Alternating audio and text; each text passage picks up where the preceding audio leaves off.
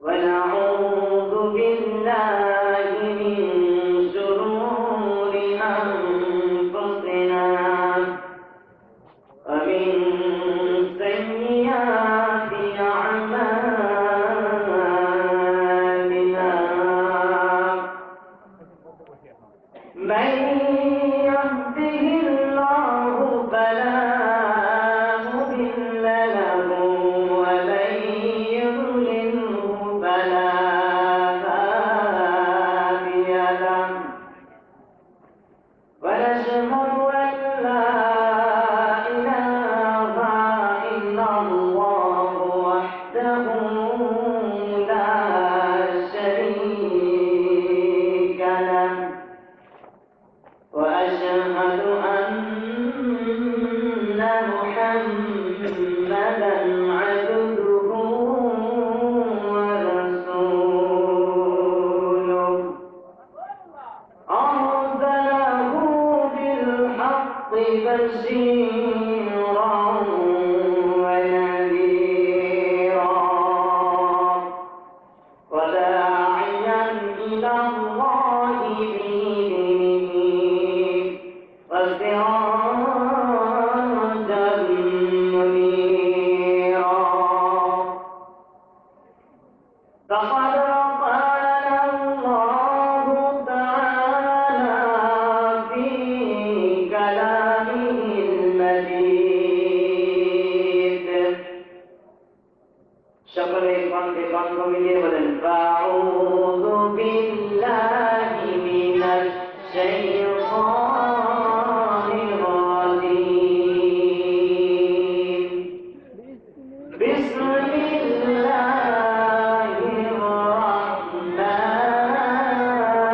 الرحمن الرحيم ولنبلونكم بشيء من الخوف والجوع ونقص من الأموال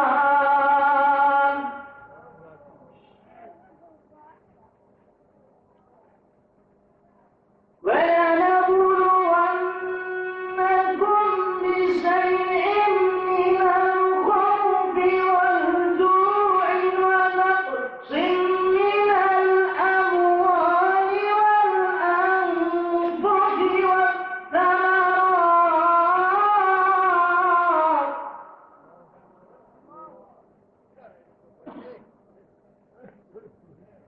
وبشر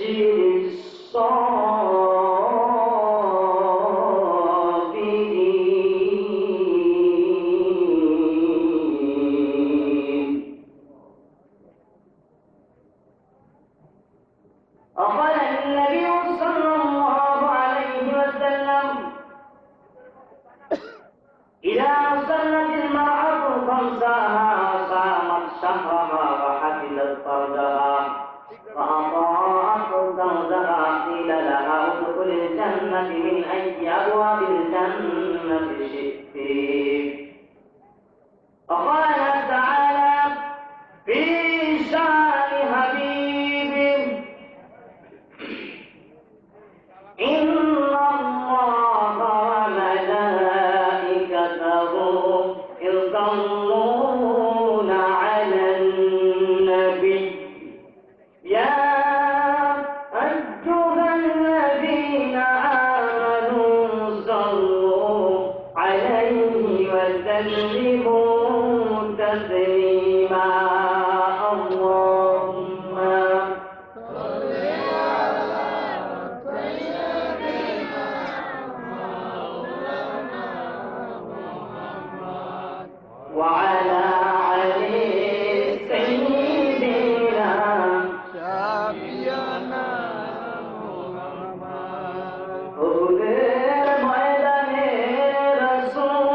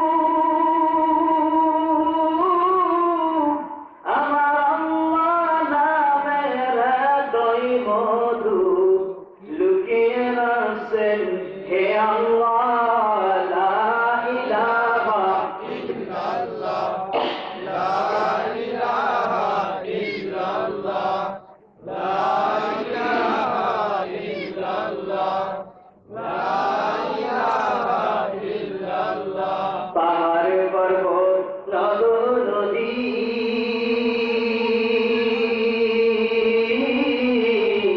এ নামে গানে নিরবধি আমার আল্লাহ নামের এতই মধু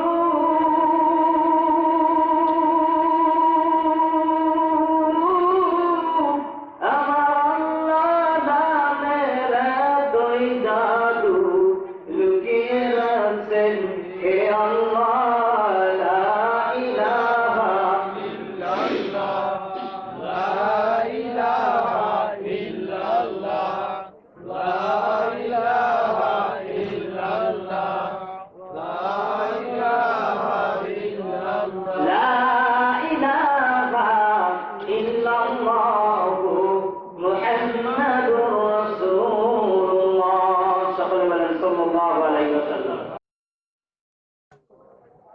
আজকে তেলকুপি বাজারের দক্ষিণাপুর কপ্তার ও যুবন মিস্ত্রি বাড়ির সামনে এলাকাবাসী কর্তৃক আয়োজিত তাফসীরুল কোরআন মাহফিলের সুযোগ্য সম্মানিত সভাপতি আল্লাহ রাব্বুল আলামিন তাকে দুনিয়া ও আখিরাতে উত্তম জাযা দান করুন। আল্লাহ পাক দ্বীনের খাদেম হিসেবে কবুল করেন, বলেন আমিন। স্টেজে আছে উপস্থিত উলামায়ে ইকরাম, সম্মানিত পরিচালক, আপনাদের অত্যন্ত সৌভাগ্য যে উলামায়ে ইকরাম পেয়েছেন পরিচালনা হিসেবে। আল্লাহ পাক রব্বুল আলামিন তাকেও দ্বীনের খাদেম হিসেবে কবুল করেন, বলেন আমিন। আমার সামনে উপবিষ্ট আমার বাবার বয়সী মুরব্বিয়ানে ইমাম, স্নেহের প্রতিকাতা মাসুম বাচ্চা, আমার সমবয়সী যুবক ভাইয়েরা, পর্দার অন্তরালে মা ও বোনেরা, যারা যেখানে দূর দূরান্ত থেকে মাহফিল শোনার জন্য, কোরআনের আলোচনা শোনার জন্য এসেছেন, আমি সকলকেই আন্তরিক মোবারকবাদ এবং সালাম জ্ঞাপন করছি। আসসালামু আলাইকুম ওয়া রাহমাতুল্লাহি ওয়া বারাকাতুহু। আজকের এই তাফসীরুল কোরআন মাহফিলে আসতে পেরে আপনারা খুশি না বেজার? অল্প না বেশি? তাহলে খুশি হলে প্রশংসা করতে হয় কার? তাহলে মহান রব্বুল আলামিনের দেয়া জবান দিয়ে, তার দেয়া মুখ দিয়ে, জবান দিয়ে, কণ্ঠ দিয়ে, তার দেয়া শক্তি দিয়ে, হায়াত দিয়ে তার প্রশংসা করতে আমাদের কি কোনো আপত্তি আছে? তাহলে চিৎকার দিয়ে বলেন আলহামদুলিল্লাহ।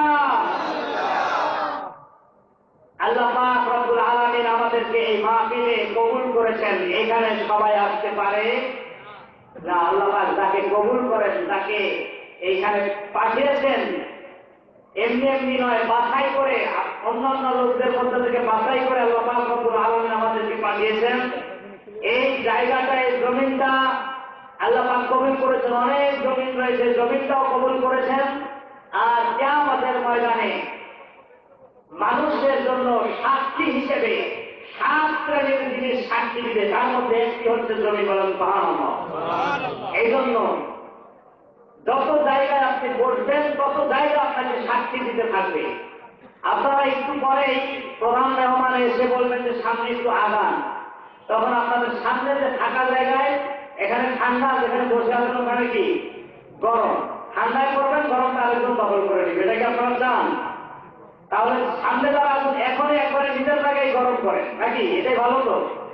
নিজের জায়গাটা আমরা গরম করেন, আরেকটা জায়গায় গরম করে ফেলে দিলে কষ্ট লাগবে। সামনে আসেন, পিছনের জায়গা করে দেন, পিছনে ভাইদেরকে বসার সুযোগ করে দেন। আপনারা সামনে একবারে যেন আপনাদের উঠা না লাগে। ভাই আপনাদেরই সমস্যা হবে, পরে ঠান্ডা জায়গায় এসে বলবেন, কিছুই করার না। এই জন্য আগে থেকে বলি, যারা পিছনে আসে সামনে আগায় বসেন, পিছনে আবার অন্যান্য মুসলিম ভাইদেরকে জায়গা করে দেন কোরআনুল কারীমের আলোচনা শোনার জন্য। তাহলে আল্লাহ পাক রব্বুল আলামিন আপনাকে কল্যাণ দান করবেন। আপনারা কি মাঝখানে আছে? এখন থাকা জায়গা আছে, উঠতে কি কষ্ট হচ্ছে ভাই? খুব ঠান্ডা না? একটু ঠান্ডা পড়েছে, কিন্তু অত ঠান্ডা হয়নি যে একদম এক জায়গায় চুল খালি জায়গায় যাওয়া যাবে না। আমি পবিত্র কালাম থেকে সূরা বাকারা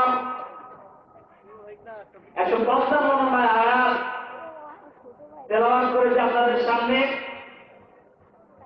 আল্লাহ সুবহানাহু ওয়া তাআলা আমাদেরকে এই পুরো পৃথিবীতে যত মানুষ আর জিন জাতি এসেছে বা আসবে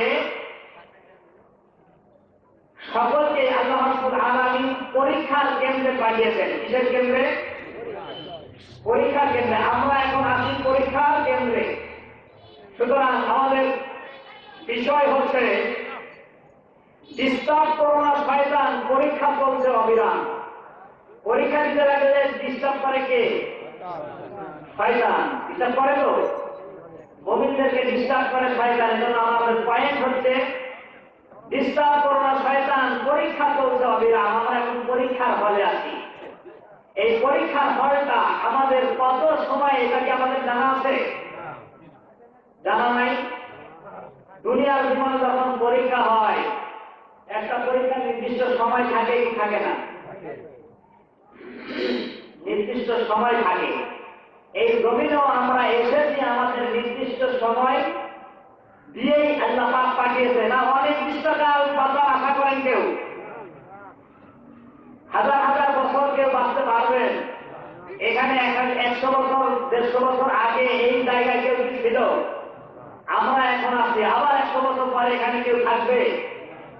কেউ থাকবে না। সুতরাং আমরা সবাই পরীক্ষা দিতে আসছি, পরীক্ষার সময় শেষ চলে যাব। পরীক্ষা হলে যা যা থাকে এই জমিনেও আল্লাহ পাক রব্বুল আলামিন সব কিছু দিয়েছে। বলেন সুবহানাল্লাহ।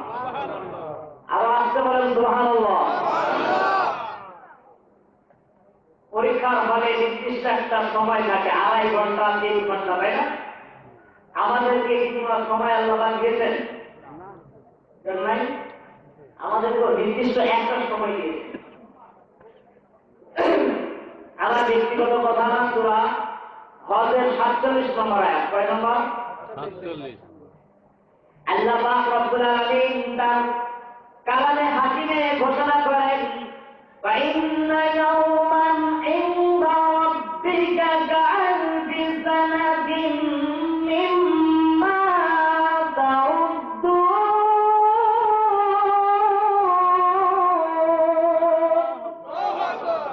আরেকটু জোরে বলো আল্লাহু আকবার। কোরআন তেলাওয়াত করলে যেই বক্তাই করুক আল্লাহু আকবার বলতে আমাদের কোনো কষ্ট হবে? অবশ্যই কষ্ট হবে না ইনশাআল্লাহ। যেহেতু আমরা মুসলিম, আমাদের হুঙ্কার, আমাদের তাকবীর থাকবে। নিঃসন্দেহে আমাদের তাকবীর শুনে কাফের বেঈমান নাস্তিকেরা পালাতে থাকবে। এটাই হচ্ছে ইমানদারের লক্ষণ। ঠিক কিনা? আমরা যখন তাকবীর দিব, আজকে নয়, তাকান বিশ্বনবীর সময় মুসলমানদের হুঙ্কারে মানুষ কম থাকলেও বেশি মানুষ মুশরিকেরা ভয় পেয়েছে, তাদের তাকবীর শুনেই তারা পালিয়েছে। ঠিক কিনা? আল্লাহ পাক রব্বুল আলামিন সূরা হজের 47 নম্বর আয়াতে বললেন, তোমরা যে গণনা করো তোমাদের 1000 বছর সমান, আর আল্লাহর কাছে মাত্র একটা দিন। কয়দিন? একদিন। ভালো করে হিসাব করেন, আল্লাহর কাছে যদি একদিন হয়, আমাদের কাছে ওই সময়টা 1000 বছর। যদি তাই হয়, হিসাবটা ভালো করে নিলাম, আল্লাহর কাছে যদি একদিন হয়, একদিন সমান 24 ঘন্টা, আর আমাদের কাছে যদি 1000 বছর হয়, তার মধ্যে 500 বছর নিয়ে আসেন। আমরা যে জমিনের উপরে 500 বছর হায়াত পাই, কত বছর? 500 বছর হায়াত যদি আমরা পাই, তাহলে আল্লাহ রাব্বুল আলামিনের দৃষ্টিতে 12 ঘন্টা। কয় ঘন্টা? আপনাদের কষ্ট হচ্ছে কথা বলতে আমার সাথে? আমার সাথে একটু কথা বলবেন প্লিজ। আপনারা একটু কষ্ট করে যদি কথা বলেন আলোচনা ভালো হবে। তাছাড়া ঠান্ডায় কত জমে যাবে, কোথাও জমে গেল বিপদ। 12 ঘন্টা আল্লাহর দৃষ্টিতে, আমাদের দৃষ্টিতে 500 বছর। আমরা 500 বছর জমিনে বাঁচলে আল্লাহর হিসাবে 12 ঘন্টা হবে। আমরা যদি 250 বছর বাঁচি, আল্লাহর দৃষ্টিতে কয় ঘন্টা? আমরা যদি 125 বছর বাঁচি, আল্লাহর দৃষ্টিতে কয় ঘন্টা? 3 ঘন্টা না? 3 ঘন্টা। আমরা যদি 83 বছর 4 মাস বাঁচি, আল্লাহর দৃষ্টিতে হবে 2 ঘন্টা। আমরা যদি 62 বছর 6 মাস বাঁচি, 62.5 বছর যদি আমরা বাঁচি, তাহলে আমাদের দৃষ্টিতে 12.5 হায়াত আমরা পেলাম, কিন্তু আল্লাহ রাব্বুল আলামিনের দৃষ্টিতে ওটা হবে 1.5 ঘন্টা। তাহলে এই পরীক্ষা হলে আমরা স্বাভাবিকভাবে এই 62-70 এর মধ্যে তো থাকি নাকি, এর বেশি তো নাই। আল্লাহ পাক রব্বুল আলামিন আমাদেরকে 1.5 ঘন্টা সময় জমিনে পরীক্ষা নেওয়ার জন্য পাঠিয়েছেন। আর পরীক্ষাগুলো বিভিন্ন রকম হয়। পরীক্ষাগুলো প্রথমে রিটেন পরীক্ষা হয়, তারপরে হয় ভাইবা, তারপরে এর মাঝে মাঝে ক্লাস দেওয়া হয়, মাঝে মাঝে টিউটোরিয়াল ইনপুট পরীক্ষা হয়। 3 রকম পরীক্ষা হয়। তারপরে আল্লাহ পাক রব্বুল আলামিন ফলাফল দেন।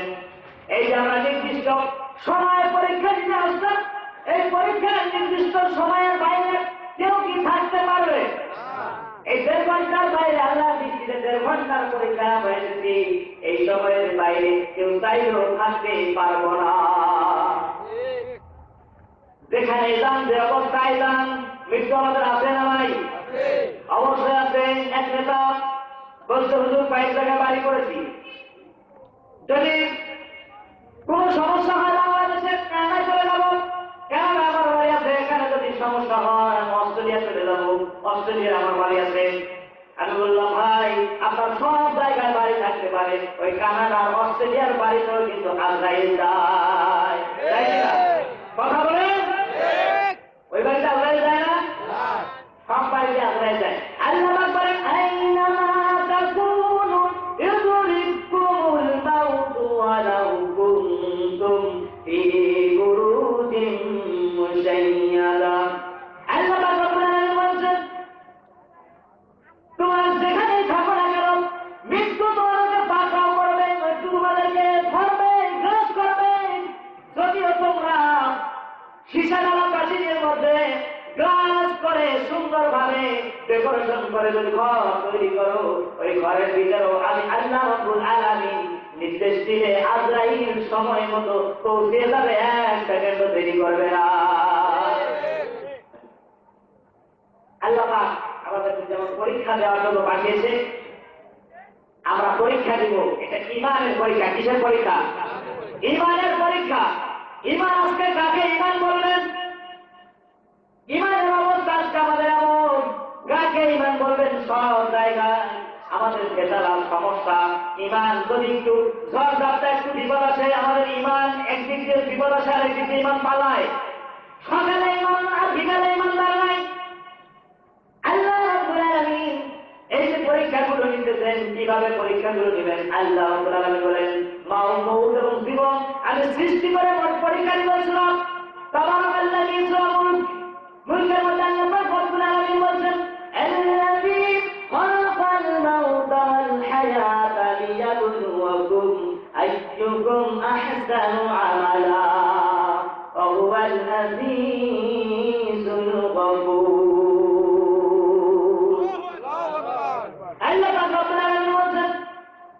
আমি মৃত্যু সৃষ্টি করেছি এবং জীবন সৃষ্টি করেছি।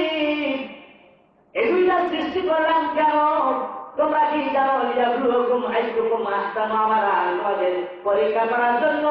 জমিনে ছেড়ে যে পরীক্ষা আমি করবো, এই জন্য তোমাদের মউত এবং জীবন সৃষ্টি করেছি। তোমরা এমনি এমনি পার পেয়ে যাবে না, তোমাদের অবশ্যই পরীক্ষা আমি দিব। আর পরীক্ষাটা কেমন পরীক্ষা হবে? কিসের পরীক্ষা হবে? ঈমানের পরীক্ষা।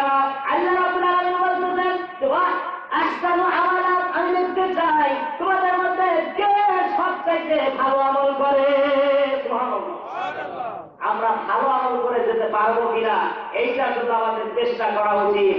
আমরা এছাড়া আরো অনেক পরীক্ষা হয়। এই পরীক্ষা আল্লাহ রাব্বুল আলামিন আমাদেরকে যে দিচ্ছেন, আমাদেরকে এই পরীক্ষা নেওয়ার জন্য যেমন নির্দিষ্ট সময় দিয়েছেন, 1.5 ঘন্টার সময়, এবং আমাদেরকে এই জমিনে পাঠিয়ে দিয়েছেন। পুরো জমিনটা হচ্ছে পরীক্ষার হল। পরীক্ষার হলে 2 জন গার্ড থাকে কি থাকে না? 2 জন 4 জন হল বড় হলে একটু বেশি গার্ড থাকে না? আল্লাহ রাব্বুল আলামিন জমিনের মধ্যে আমাদেরকে গার্ড দিয়ে পাঠিয়েছেন।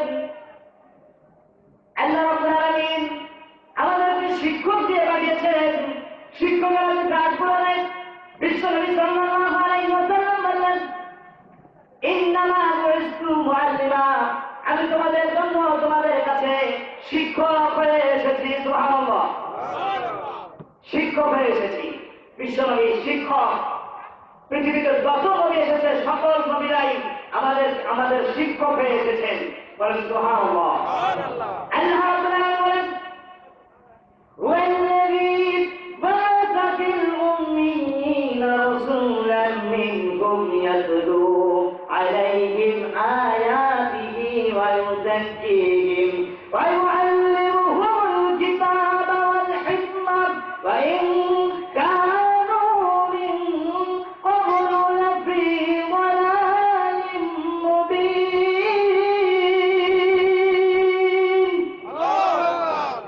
আল্লাহ রাব্বুল আলামিন বলেন, তোমার মধ্য থেকে এমন একজন মানুষকে, নিরক্ষর মানুষকে যে দুনিয়ার জীবনে কোনো বিশ্ববিদ্যালয় পড়েনি। বিশ্বনবী সাল্লাল্লাহু আলাইহি ওয়াসাল্লামের বিশ্ববিদ্যালয় ছিল কেরাকুহা, আর তার একজন মাত্র শিক্ষক ছিলেন। এক নয়, দুই নয়, কত বছর আল্লাহ পাক রব্বুল আলামিন স্বয়ং বিশ্বনবী সাল্লাল্লাহু আলাইহি ওয়াসাল্লামকে শিক্ষক হিসেবে দায়িত্ব পালন করেছেন, পড়াশোনা করাইছেন। দুনিয়ার জমিনের কোন মানুষের কাছে বিশ্বনবী সাল্লাল্লাহু আলাইহি ওয়াসাল্লামকে শিক্ষা দেন নিজের, বলেন ঠিক কিনা? আল্লাহ পাক নিজে শিখিয়েছেন। শিক্ষক যদি ভালো হয়, ছাত্র ভালো হওয়ার সম্ভাবনা আছে। আল্লাহ পাক শিক্ষক ভালো না খারাপ? যারা মুখ বন্ধ করে রয়েছেন তাদের কাছে মনে হয় আল্লাহ পাক শিক্ষক খারাপ। পিছনের ভাইরা বলেন ভালো না খারাপ? আল্লাহ পাকের কাছ থেকে যে শিক্ষা বিশ্বনবী পেয়েছেন, এই শিক্ষাটা মানুষের মাঝে প্রচার করেছেন, কোন মানুষের কাছে শিখেননি। তুমি তাই শিখতো, এই মানুষগুলো বলতো যে মুহাম্মদ তো আমার ছাত্র, ও আমার চাইতে বেশি জানে কি করে। বাইরে যারা আসো যুবক ভাইরা এখনো ভিতরে প্রবেশ করে, জান্নাতের মাহফিলে প্রবেশ করে। এই মাহফিলটার সামিয়ানাটা পুরো সাইডে ফেরেশতারা ঘিরে রেখেছে। কারা ভাই? ফেরেশতারা। এখানে আল্লাহর রহমত বর্ষিত হয়। সুবহানাল্লাহ। এই কোরআনুল কারীমের আলোচনা শুনলে যারা বাইরে এখনো ঘোরাফেরা করছেন, যারা এখনো দাঁড়িয়ে আছেন, আমি বলবো ভিতরে প্রবেশ করেন, ভিতরে প্রবেশ করেন, জান্নাতের বাগানে প্রবেশ করেন। বিশ্বনবী বলেছে, তোমরা যখন কোনো সময় জান্নাতের বাগান দেখতে পাও তাহলে একটু বেশি বেশি করে ওই জায়গায় অবস্থান করার চেষ্টা করো। আল্লাহ রাব্বুল আলামিন আমাদের পরীক্ষা করার জন্য এই জমিনে আমাদেরকে পাঠিয়েছেন। মানুষের সাথে পরীক্ষা যখন করবেন, গাছ যেমন থাকে তেমনি শিক্ষক যেমন থাকে, ম্যাজিস্ট্রেট যেমন থাকে, তেমনি ভাবে প্রত্যেকটা জিনিসই দিয়েছেন। দুইজন ফেরেশতাকে আমাদের জন্য গাইড করে দিয়েছেন। ফেরেশতা দুইজনের নাম কি বলেন? আল্লাহর ভাষায় ইরামান কাতিবিনা ইয়ালামুনা মা তাফআলুন। দুইজন ফেরেশতা, একজন কিরামিন আর একজন কাতিবিন। দুইজন ফেরেশতাকে আল্লাহ রাব্বুল আলামিন গার্ড হিসেবে দিয়েছেন। ফেরেশতাদেরকে গার্ড হিসেবে কেন দিলেন? ফেরেশতাদেরকে কেন গার্ড হিসেবে দিলেন? আমাদের আমলনামা যেমন আমাদের কাছে ঝুলিয়ে দিয়েছেন, এই আমলনামাটা আমরা নিজেরা লিখতে পারি না, লেখে কারা? ফেরেশতারা। কারণ হচ্ছে আল্লাহ পাক রব্বুল আলামিন জানেন এই ডিজিটাল যুগের মানুষগুলো একটু মিথ্যা কথা বেশি বলে না কম বলে? বেশি বলে। আর এরা চিন্তা করবে এদের কাছে যদি আমার আমলনামাটা ফেলে দিতাম তাহলে এরা যদি নামাজ পড়তো 3 ওয়াক্ত লেখা রাখতো 5 ওয়াক্ত, এদিকে 6 ওয়াক্ত বাদ, ওইটা আর লিখতো না। গুনাহ করলে এরা আমলনামায় উঠাতো না, এই নেকিগুলো লিখে আমলনামা ভরে দিত। এই স্বভাব আমাদের আছে না নাই? আল্লাহ পাক জানেন, আগে থেকেই জানেন এই স্বভাব এদের আছে। এই জন্য আল্লাহ পাক সূরা বাকারায় 42 নম্বর আয়াতে বলেছেন, ওয়ালা তালবিসুল হাক্কা বিল বাতিল ওয়া তাকতুমুল হাক্কা ওয়া আনতুম তা'লামুন। তোমরা সত্য আর মিথ্যাকে সংমিশ্রণ করো না, জেনে শুনে মিথ্যা কথা বলো না। আজকে আমাদের সমাজে মিথ্যা কথার প্রভাব বেশি না কম? প্রয়োজন নাই, তারপরেও মিথ্যা কথা বলি কি বলি না? আমরা মনে করি হাসি ঠাট্টা তামাশা করে মিথ্যা কথা বললে মনে হয় আমাদের গুনাহ হয় না। যদি হাসি তামাশা ঠাট্টা করে আমরা মিথ্যা কথা বলি আমাদের গুনাহ হয় কি হয় না? এই জন্য আসুন আমরা মিথ্যাকে পরিহার করি, আমাদের সমাজ থেকে, আমাদের পরিবার থেকে, আমাদের সন্তানদের থেকে মিথ্যাকে পরিহার করে মিথ্যা যেন বিচলিত হয়ে যায়। পরিবার থেকে আজকে থেকে আমরা সিদ্ধান্ত নিতে পারি, আজকে থেকে আমিও মিথ্যা বলবো না, আমার পরিবারের কাউকে মিথ্যা কথা বলতে দিব না। সিদ্ধান্ত নিতে পারি তো ইনশাআল্লাহ? কারা কারা পারেন দুহাত তুলে আল্লাহকে দেখা। লিল্লাহে তাকবীর, লিল্লাহে তাকবীর। আল কোরআনের আলো, আল হাদিসের আলো, সর্বত্রই আলো। আল্লাহ তুমি ভিডিও করে না হলে তুমি মিথ্যা কথা না বলতে পারি। সকলে বলেন আমিন।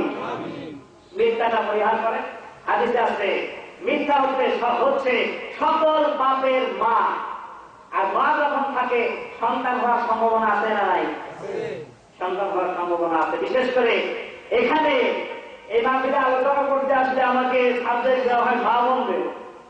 আমি এই মাহফিলের জন্য মা বোনদের বক্ত হয়ে গেছি। বেশিরভাগ আমাকে বলে যে মা বোনদের নিয়ে আলোচনা করবেন, কিন্তু সেরকম মা বোনদের সবসময় আলোচনা করলে আবার পুরুষেরা আবার থাকতে চায় না। আমাদের সমস্যা, একজনের নিয়ে আলোচনা করে আরেকজন চলে যায়। বিশেষ করে উত্তরবঙ্গে খুব সমস্যা, আলোচনা এদিকে ফেলে উঠতে চলে যায়। এটা কিন্তু চট্টগ্রাম, কক্সবাজার ওই অঞ্চলে মানুষ বসে থাকে, কুমিল্লা দিকে দেখবেন একবার দোয়া পর্যন্ত বসে থাকে। আল্লাহ রহমত নাজির হয় এখানে, সবসময় তো হবে না। কালকে কে এখানে বসে থাকলে আপনাদের সব হবে? সুযোগ নাই, বসে থাকবে। আল্লাহ পাক রব্বুল আলামিন পরীক্ষার ফলে পাঠিয়ে দিয়েছেন ঘরে আমাদেরকে। পরীক্ষার ফলে আমরা যাওয়ার সঙ্গে সঙ্গে খাতা দিয়ে দেয় না, 15 মিনিট আগে কেন্দ্রে প্রবেশ করতে হয়, তারপরে খাতা দেয়।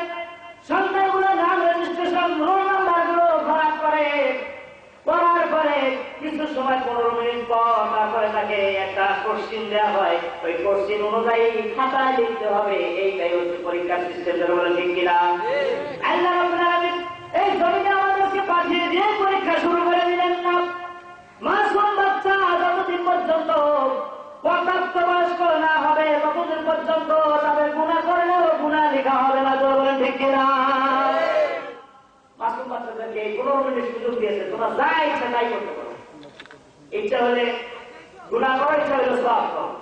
কিন্তু সওয়াব যদি মাসুম বাচ্চারা করে, এই সওয়াব গুলো তাদের পিতা মাতার আমলনামায় গিয়ে জমা হয়।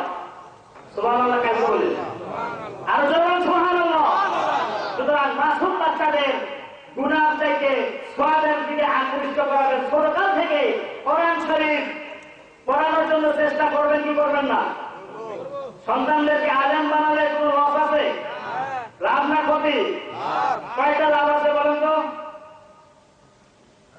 আমি ছোট্ট ব্রেনে আমি গবেষণা করে দেখলাম যে প্রায় 26-27টা লাভ আমি নিজেই ইন্ডিকেট করেছি। আমি বলবো কি বলবো না? এই লাভগুলো আপনাদের জানা দরকার আছে না? তাহলে একটু সিরিয়ালে মনোযোগ দিয়ে শুনবেন। প্রথম নাম্বার হচ্ছে, যদি আপনার সন্তানকে আলেম বানান, হাফেজ বানান, কারি বানান, মাদ্রাসায় পড়ান, ওই সন্তান কখনোই দাঁড়িয়ে প্রসাব করবে না। করবে নাকি? মাদ্রাসার ছাত্রকে কখনো দাঁড়িয়ে প্রসাব করতে দেখেছেন? 1 নাম্বার। 2 নাম্বার হল মাদ্রাসায় যদি পড়াবে ওই সন্তান কখনো বাবা মার গায়ে হাত তুলতে পারে না। কোন সন্তানকে দেখেছেন যে মাদ্রাসায় পড়াইছে ওই সন্তান বাবা মার গায়ে হাত তুলেছে? আপনাদের নজর পড়েছে? আমার নজর পড়েনি পর্যন্ত। মাদ্রাসায় পড়েছে এই সন্তান বাবা মার গায়ে হাত তুলেছে, এইটা কখনো হবে না। 3 নম্বর হচ্ছে কাহারও হক নষ্ট করবে না। মাদ্রাসায় যদি আপনি পড়ান, আলেম বানান, হাফেজ বানান, কারি বানান সন্তানদেরকে, তাহলে সন্তানের দ্বারা 3 নম্বরে কারো হক নষ্ট করবে না। 4 নম্বরে বিরাপদ হবে না। 5 নম্বরে বাবা মার সাথে অথবা বন্ধু বান্ধব আত্মীয় স্বজনের সাথে ঝগড়া হবে না, ঝগড়া করবে না। 6 নম্বর নেশা করবে না। নেশার অবস্থা এখন বেশি না কম? প্রশাসন লেগে গেছে নেশার ভিতরে, তারপরেও এত প্রশাসন, এত বাহিনী, তারপরেও কন্ট্রোল করতে পারতেছে না। প্রশাসনের মাথায় হিমশিম খেয়ে যাচ্ছে। তাদের চিন্তা হয়ে গেছে কিভাবে এটা কন্ট্রোল করি।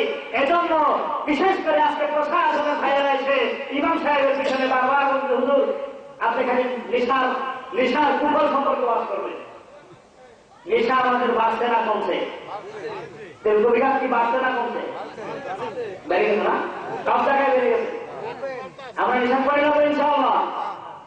করি না তো? নিশান করি না, কিন্তু ছোটখাটো বিড়ি তো খাই নাকি?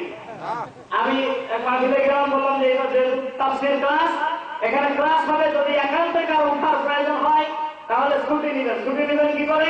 1 নম্বর পর্যন্ত তাহলে দুধ একটু খাই গেছে, পেশাব করতে যাবে, আর 2 নম্বর তাহলে দুধ না বড় খাই গেছে, একদম হাত পর্যন্ত 3 নম্বর। বললাম 3 নম্বর কি? বিড়ি খাবো। 3 নম্বর কি? বিড়ি খাবে। আমরা খাই না তো ইনশাআল্লাহ? যারা খাই বাদ দিয়ে দিই ভাই। আগের ওলামাইকেরাম বলছে এটাকে বাদ দেবো, কিন্তু বর্তমান ওলামাইকেরাম বলছে 3 কারণে এটা হারাম। কারণ 1 নম্বর হচ্ছে আপনার এই নেশা করার কারণে, বিড়ি খাওয়ার কারণে, সিগারেট খাওয়ার কারণে, মদ খাওয়ার কারণে, ইয়াবা খানসিরের খাওয়ার কারণে। এর প্রথম নম্বর হচ্ছে অপচয় হয়। জরুরি কি হয়? এই টাকাটা অপচয় হয়। 2 নম্বর হচ্ছে স্বাস্থ্যের ক্ষতি হয়। আর 3 নম্বর হচ্ছে দুর্গন্ধ হয়। আপনি মানুষকে কষ্ট দেন। বলেন তো, মসজিদে যদি একজন বিড়ি খোঁজায়, তার পিছনে তার পাশে দাঁড়ানো যায়? যদি জর্দা দিয়ে পান খায়, তার পিছনে দাঁড়ানো যায়? দাঁড়ানো যায় না। এই জন্য আপনি নিজেও কষ্ট পান, অথচ বিশ্বনবী বলেছে পেঁয়াজ আর রসুন খেয়ে তোমরা মসজিদে ঢুকো না। পেঁয়াজ রসুনের চাইতে বিড়ির গন্ধ কম না বেশি? তামাকের গন্ধ কম না বেশি? জর্দার গন্ধ কম না বেশি? অনেকে মনে করেন যে হুজুর আমরা পান খাই জর্দা দিয়ে। না, ওই জর্দাও আপনার জন্য হারাম। একটা অপচয় হচ্ছে, দ্বিতীয়ত দুর্গন্ধ তৈরি করছে, তৃতীয়ত আপনার স্বাস্থ্যের জন্য উপকার না ক্ষতিকর? ক্ষতিকর। 3 কারণে হারাম। সুতরাং আসুন আমরা এগুলো ছেড়ে দিই।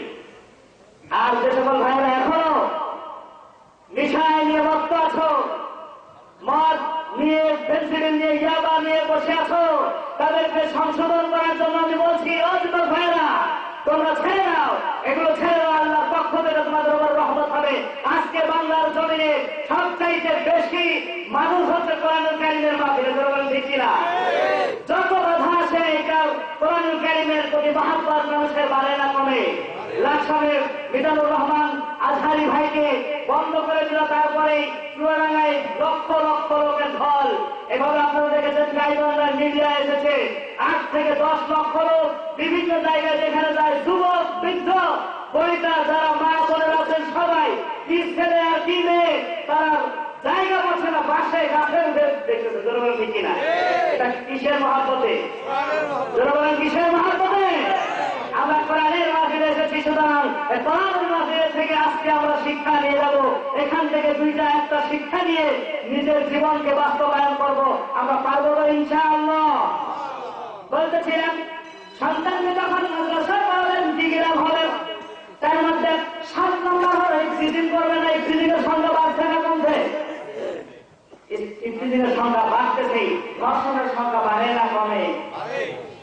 এই 6 মাসে কত ধর্ষণ হয়েছে জানেন?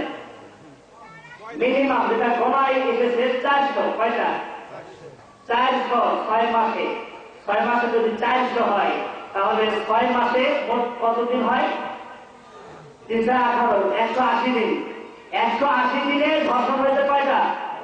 400। এটা তো যেটা জরিপে এসেছে এইটা। এছাড়াও আরো অসংখ্য যেগুলো আমাদের মিডিয়ায় আসে নাই, এরকম ধর্ষণের ঘটনা আছে না নাই? চিন্তা করেন ধর্ষণের অবস্থা কোথায় গিয়ে দাঁড়িয়েছে। কাদেরকে ধর্ষণ করে? আপনার আমার মা বোন, আপনার আমার সন্তান, এমনকি ছোট্ট বাচ্চা পর্যন্ত নিস্তার নাই। বৃদ্ধ মা বোনেরা পর্যন্ত নিস্তার হচ্ছে না।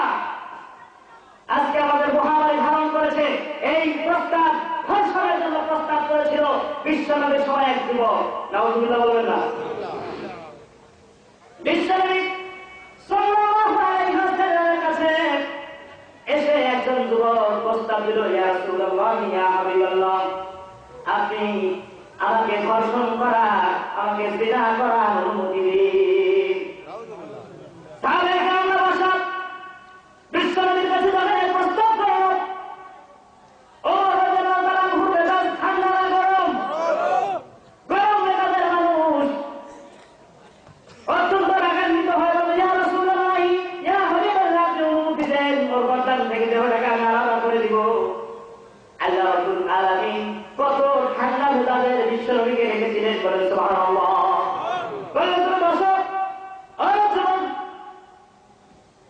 আলোচনা করতে করতে শেষে জিজ্ঞাসা করলেন, কোন যুবক প্রশ্ন করেছে?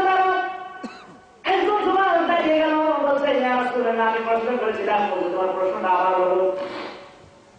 বিশ্বনবী দরবারে বলতেছে, ইয়া রাসূলুল্লাহ, ইয়া হাবিবাল্লাহ, আমি আপনার কাছে জিনা করার অনুমতি চেয়েছি। নবীজি বলছেন, ও যুবক, তুমি যে আমার কাছে জিনার অনুমতি চেয়েছো, তোমার সামনে যদি তোমার মাকে কেউ জিনা করে, তোমার মার সাথে তোমার মাকে যদি কেউ ধর্ষণ করে, তাহলে তুমি কি করবে? এই যুবক বলছেন, আমার সামনে যদি এ ধরনের ঘটনা আমার মায়ের সাথে কেউ করে, আমি তাকে হত্যা করবো। বিশ্বনবী আবার সুন্দর করে বুঝিয়ে দিলেন, আবার বললেন, যদি তোমার সামনে তোমার বোনকে ধর্ষণ করে, তোমার বোনকে বোনের সাথে কেউ জিনা করে, তাহলে তুমি কি করবে? যুবক বলছে, ও রাসূলুল্লাহ, ইয়া হাবিবাল্লাহ, আমার বোনের আমার সামনে যদি আমার বোনকে কেউ জিনা করে ধর্ষণ করে, আমার শরীরের সর্বস্ব শক্তি দিয়ে তাকে আমি হত্যা করব। আবার বিশ্বনবী সাল্লাল্লাহু আলাইহি ওয়াসাল্লাম আবার বললেন, তোমার সামনে যদি তোমার মেয়েকে কেউ ধর্ষণ করে, জিনা করে, তুমি কি করবে? যুবকের একই প্রশ্নের উত্তর দিল।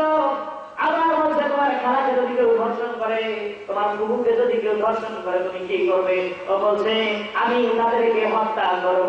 বিশ্বনবী সাল্লাল্লাহু আলাইহি ওয়াসাল্লাম সুন্দর করে যুক্তি দিয়ে বুঝিয়ে দিলেন, উদাহরণ দিয়ে বুঝিয়ে দিলেন যে যখনই তুমি আরেকজন মানুষের সাথে, তুমি আরেকজন ব্যক্তির সাথে যখনই জিনা করবে, ওই মেয়েটা হয় কারো মা, না হয় কারো মেয়ে, না হয় কারো খালা, না হয় কারো বোন, না হয় কারো বুজুর্গের বাইরে কেউ আছে? এর বাইরে কেউ নাই। আল্লাহ রাসূল সাল্লাল্লাহু আলাইহি ওয়াসাল্লাম সুন্দর করে যুবককে যখন বুঝিয়ে দিলেন, তুমি যার সাথে জিনা করবে সে কারো না কারো আত্মীয় হবে, তাহলে বলো, তুমি যে তার সাথে জিনা করবে, ওই লোকটা তোমাকে কি হত্যা করতে পারে না? বিশ্বনবীর সুন্দর যুক্তিতে যুবক বলছে, ইয়া রাসূলুল্লাহ, ইয়া হাবিবাল্লাহ, জিনা তো দূরে থাক, ধর্ষণ তো দূরে থাক, আমি আর আজকে থেকে কোনো মেয়ের দিকে, বেটা মেয়ের দিকে তাকাবো না। আর আসতে বলেন সুবহানাল্লাহ। উদাহরণটা আল্লাহ রাসূল অন্যভাবে বুঝাতে পারতেন, কিন্তু উদাহরণটা সুন্দরভাবে সেট করেছে, ঠিক কিনা? এরকম উদাহরণ আমরাও আজকে দেই, আগে ওলামাও দেয়। আল্লাহ পাক রব্বুল আলামিন নিজেই উদাহরণ দিয়েছেন, এই জন্য আমাদের কাছে আল্লাহ রাব্বুল আলামিন উদাহরণ শিক্ষা দিয়েছেন। আমরা এই জন্য উদাহরণ দিয়ে, বিশ্বনবী উদাহরণ দিয়ে বুঝিয়েছেন। আল্লাহ পাক রব্বুল আলামিন কোরআন শরীফে উদাহরণ দিয়েছেন। কেমন সুন্দর উদাহরণ, ভালো করে লক্ষ্য করেন। আল্লাহ রাব্বুল আলামিন বললেন, ইন্নাল্লাহ লা ইস্তাহয়ী আইয়াদরিবা মাসালাম মা বাউদাতান ফামা ফাওকাহা। আল্লাহ বললেন, ইন্নাল্লাহ নিশ্চয় লা ইস্তাহয়ী আইয়াদরিবা মাসালাম মা বাউদাতান ফামা ফাওকাহা। আল্লাহ রাব্বুল আলামিন একটা মশার উদাহরণ দিয়েছেন।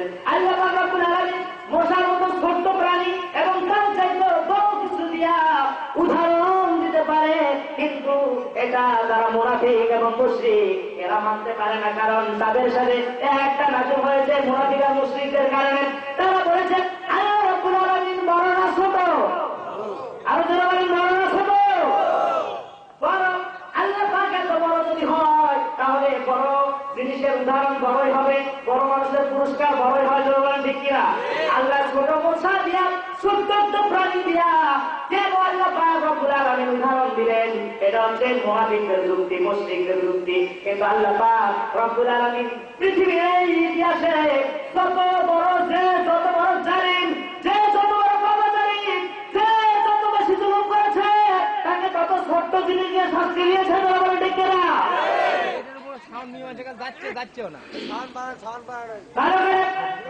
লক্ষ্য করে আল্লাহ রাব্বুল আলামিন মশা দিয়া উদাহরণ দিয়েছে। পৃথিবীর ইতিহাসে এই মশা দিয়া এমন একটা জাতিকে ধ্বংস করে দিয়েছে, ওই জাতির লিডারের নাম কি? মশা দিয়ে কাকে হত্যা করেছিল? আপনারা কি আমার কথা শুনতে পাচ্ছেন না? একটু বাড়াই দেন তো ভাই, একটু আওয়াজটা বাড়াই দেন, মাইকের একটু আওয়াজটা বাড়িয়ে দেন, আসলে কষ্ট হচ্ছে আমারও।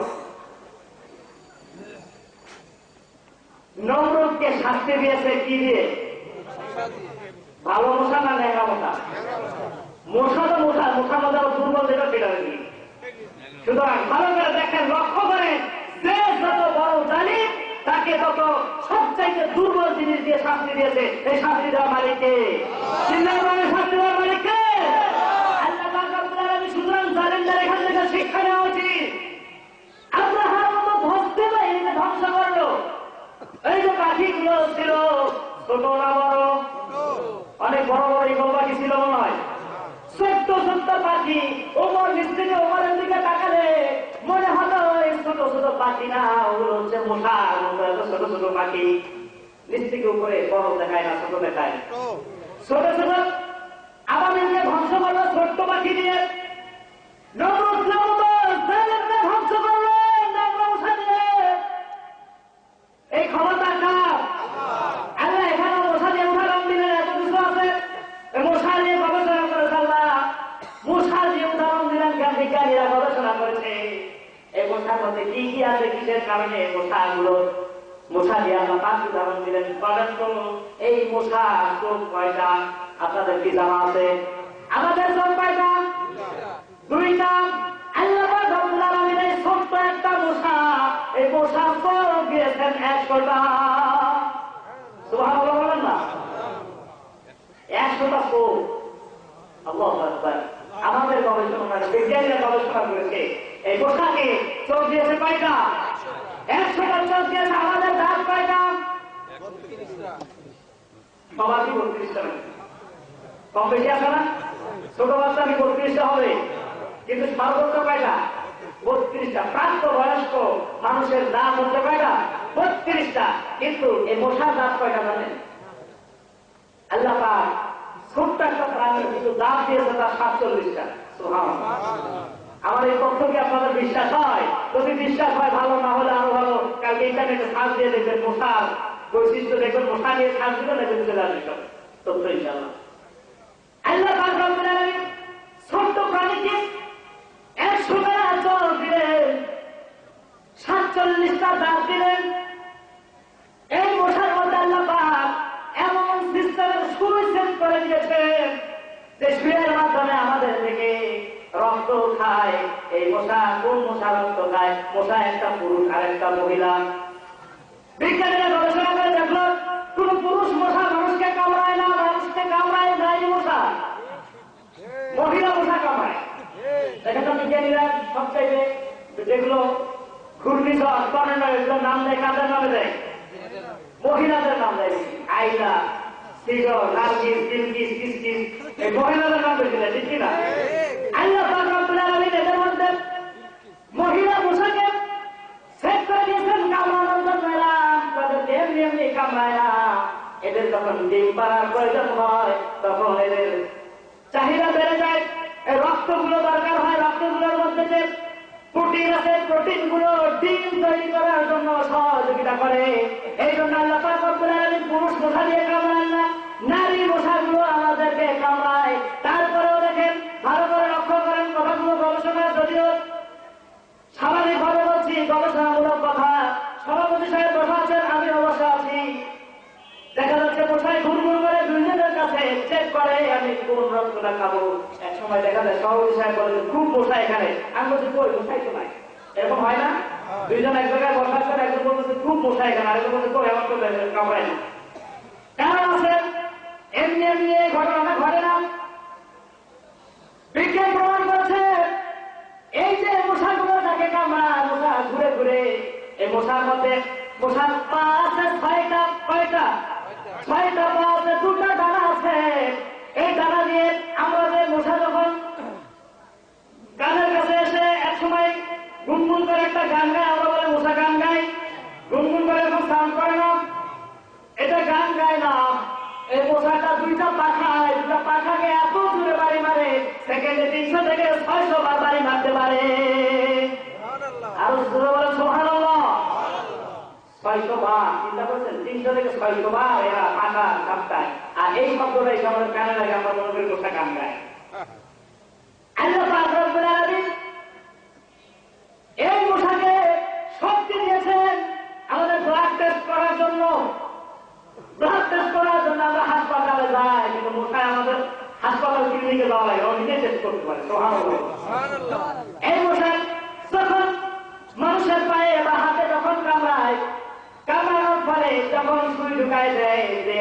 করে তার রক্তটা কোন গ্রুপের।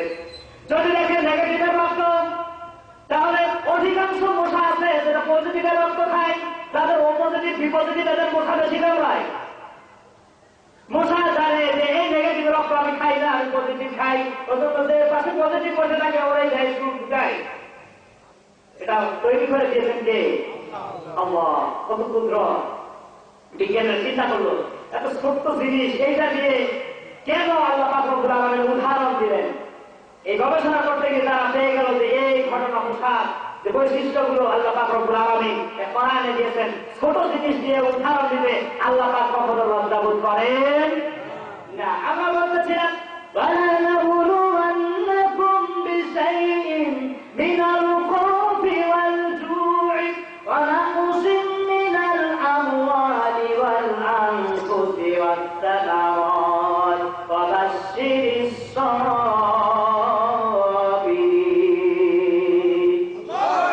আল্লাহ পাক বলেন, তোমাদেরকে আমি পরীক্ষা করবো, তোমাদেরকে পরীক্ষা করার জন্য জমিনে পাঠিয়েছি।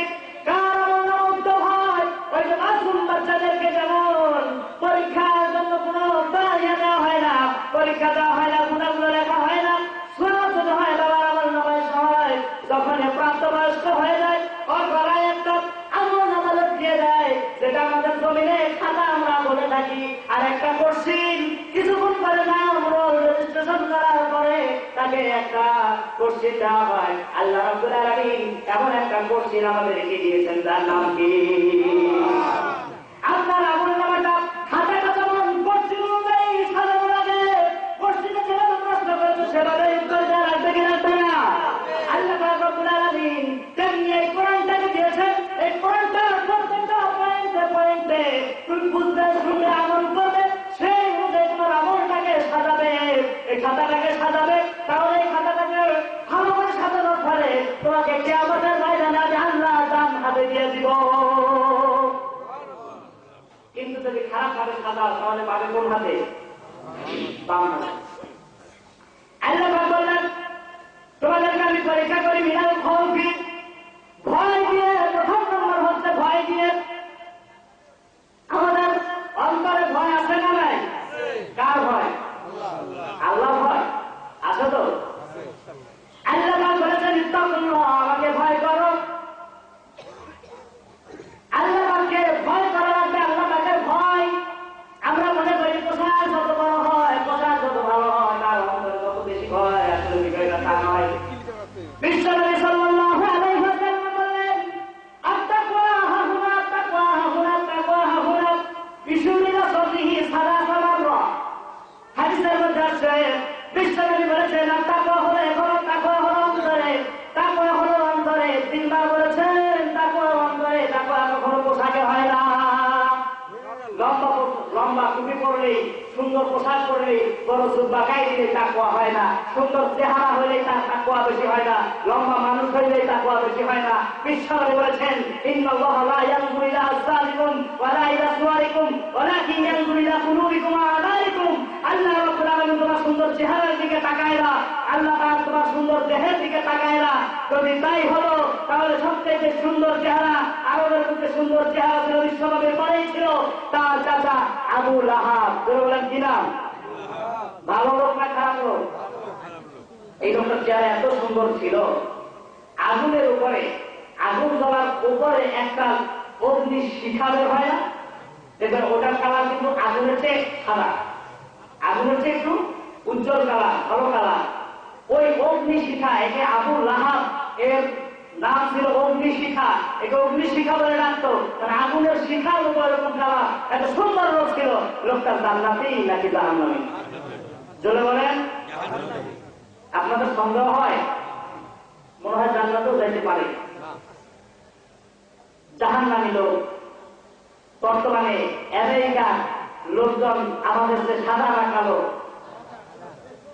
সাদা না, যদি সুন্দর লোককে আল্লাহ ভালোবাসতে পারলেন, আমেরিকান সাদা সামরার গোষ্ঠীগুলো বেশি ভালোবাসতে কিনা? আমার লম্বা লম্বা মানুষগুলো, আমাদের যে নাইজেরিয়ান লোকগুলো লম্বা না কাটো, লম্বা না অনেক লম্বা লম্বা। আল্লাহ যদি তাদেরকে বেশি ভালোবাসতো তাহলে তাদেরকে জান্নাত দিয়ে দিবে। কিন্তু আল্লাহ পাক লম্বার দিকে তাকায় না, সুন্দর চেহারার দিকেও তাকায় না। আল্লাহ তাকায় কার দিকে? অন্তরের দিকে আল্লাহ পাক, অন্তর এবং আমলের দিকে আল্লাহ পাক রব্বুল আলামিন তাকায়। সুতরাং ভয় করে রাখবে কাকে? জোরে বলেন। আল্লাহ পাক রব্বুল আলামিনকে ভয় করে রাখবে। দ্বিতীয় নম্বর হচ্ছে ক্ষুধা। আমাদের পরীক্ষা করবেন কি দিয়ে? ক্ষুধা দিলে আমাদের ক্ষুধা দিয়ে আল্লাহ পাক রব্বুল আলামিন ভয় করবেন। আমরা আজকে একটু যদি অভাবে থাকি তাহলে আমরা দৌড়াই কিসের দিকে? সুদের দিকে। আসি না ভাই? এলাকায় সুদ বাড়ছে না কমছে? হ্যাঁ, কমছে। আমি তো শুনলাম যে খবর বেড়ে গেছে নাকি সুদের ব্যবসা। হালাল না হারাম? হালালের পর কে কে একটু হাত তোলেন তো। সুদ হালাল, এটা কে কে হাত তোলেন তো। সুদ হালাল একদম বুঝছেন আপনি? সুদ কি হালাল? আমাদের যখন বেড়ে যাবে 10 তখন আমরা যখন কোরআনের কাছে দেখি, কোরআন কি বলে? কোরআন বলছে ইয়া আইয়ুহাল্লাযীনা আমানু ইত্তাকুল্লাহ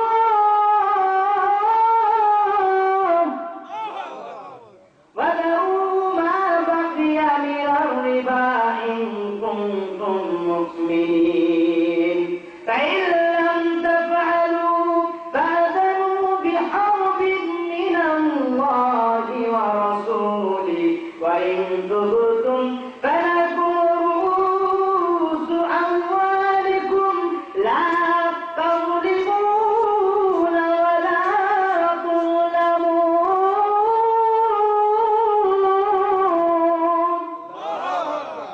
আল্লাহ বললেন, হে ঈমানদার বান্দা, ইত্তাকুল্লাহ, ভয় করো কাকে? আল্লাহকে ভয় করো। ওয়া যারু মা বাকিয়া মিনার রিবা, তোমাদের সুদ যেগুলো আছে, এখন আজকের সুদে তোমরা জানতে পারলে সুদ আমি আল্লাহ হারাম করেছি। এই সুদ এখনো যারা যারা সুদের সাথে আছে তাদেরকে সুদ বাদ দিতে বললেন কে? আল্লাহ পাক বললেন যারু মা বাকিয়া মিনার রিবা, তোমাদের সুদ এখনো যেগুলো আছে ওগুলো ছেড়ে দাও। ওইগুলো যদি তোমরা ছেড়ে দাও, ইন কুনতুম মুমিনিন, যদি তোমরা তোমাদের নিজেদেরকে মুমিন হিসেবে দাবি করো তাহলে সুদ ছেড়ে দাও। তাহলে আমরা আমাদের নিজেদের মুমিন হিসেবে দাবি করি কি করি না? তাহলে সুদ ছাড়তে হবে কি হবে না? সুদ ছাড়া লাগবে। অনেকে মনে করতেছেন বিপদ পড়লে টাকা ধার চাইতে গেলে তো কেউ ধার দেয় না, তখন আমার সুদে দিতে হয়, ঠিক কিনা? আমিও এই ভাইদেরকে আমি বলবো, বলে বিশ্ব নবীর সময় আপনি যে কষ্টে আছেন, বিশ্ব নবীর সাহাবারা তার চাইতে কষ্টে ছিল না সুখে ছিল? ভাই ওদের বিশ্ব নবী যে খোলা কোথা থেকে আসলো? তাবুকের যুদ্ধে বিশ্ব নবী সাল্লাল্লাহু আলাইহি ওয়াসাল্লাম নিজে তাবুকের যুদ্ধে খনন করতেছে, খন্দকের যুদ্ধে খনন করতেছে, পরীক্ষা খনন করতেছে। বিশ্ব নবী সাল্লাল্লাহু আলাইহি ওয়াসাল্লাম নিজে একজন সাহাবীদের কাছে বিশ্ব নবী সাল্লাল্লাহু আলাইহি ওয়াসাল্লামের পেটটা পিঠের সাথে লেগে গেছে। এত একজন বিশ্ব নবী, বিশ্ব নেতা, তিনি পরীক্ষা খনন করতেছেন সাহাবীদের সঙ্গে। সাহাবীর সংখ্যা হচ্ছে 1800 থেকে 2000। কত? কথা বলতে হবে ভাই, জোর বল কত? 1800 থেকে 2000 সাহাবী। বিশ্ব নবী তিনি এত বড় নেতা হওয়ার পরেও তিনি নিজে খনন করতেছেন, কিন্তু আমাদের সমাজের জাতিপাতের নেতা হলেও সাথে কাজ করবে না, খালি ফোনে অর্ডার দিবে, ঠিক কিনা? শুধু ফোনে অর্ডার দেয়, কিন্তু বিশ্ব নবী নিজে কাজ করতেছেন। বিশ্ব নবীর পিঠটা পেটের সাথে, পেটটা পিঠের সাথে লেগে গেছে, পেটে কোনো খাবার নাই। চিন্তা করলেন নবীজিকে দাওয়াত দেওয়া যায় কিভাবে? আমার ঘরে কি আছে আমি দৌড়িয়ে যাই। বাড়িতে যখন গেলেন গিয়ে বিবিকে জিজ্ঞাসা করলেন, ও বিবি, আমার বাড়িতে কি কোনো খাবার আছে? বিবি বলল, বাড়িতে যেমন খাবার হবে 2-4টা রুটি হবে এমন পরিমাণ গম, এমন পরিমাণ গম আমাদের কাছে আছে। কেন কেন আপনি এই কথা বলতেছেন? আমি দেখলাম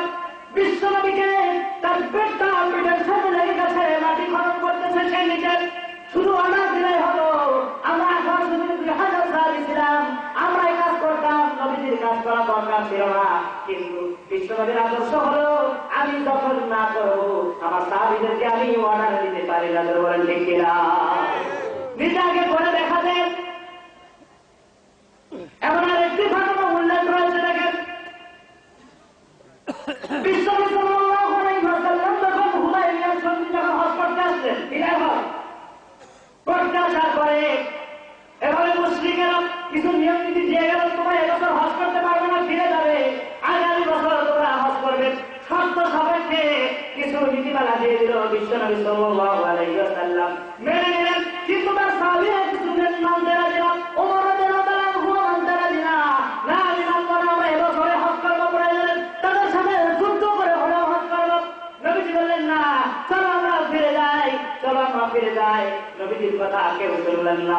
তখন বিশ্বনবী অর্ডার করলেন, তোমরা যাও দেশে করেছ, তোমাদের মাথার চুলগুলো মুন্ডন করে ফেলো, মাথার চুলগুলো মেরে করে ফেলো, যে জন্তুগুলো তোমরা নিয়ে এসেছো জবাই করো। একজন সাহাবীও করতে রাজি না, যেভাবে বসে আছে, দাঁড়িয়ে আছে, ওভাবে আছে, একজন নবীজির কথা মানতেছে না।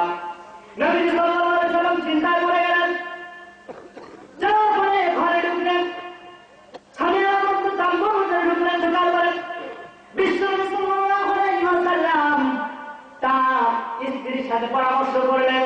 কিছু কিছু সময় স্ত্রীর সাথেও পরামর্শ করার দরকার আছে, বিশ্বনবীর এই ঘটনাটাই প্রমাণ করে।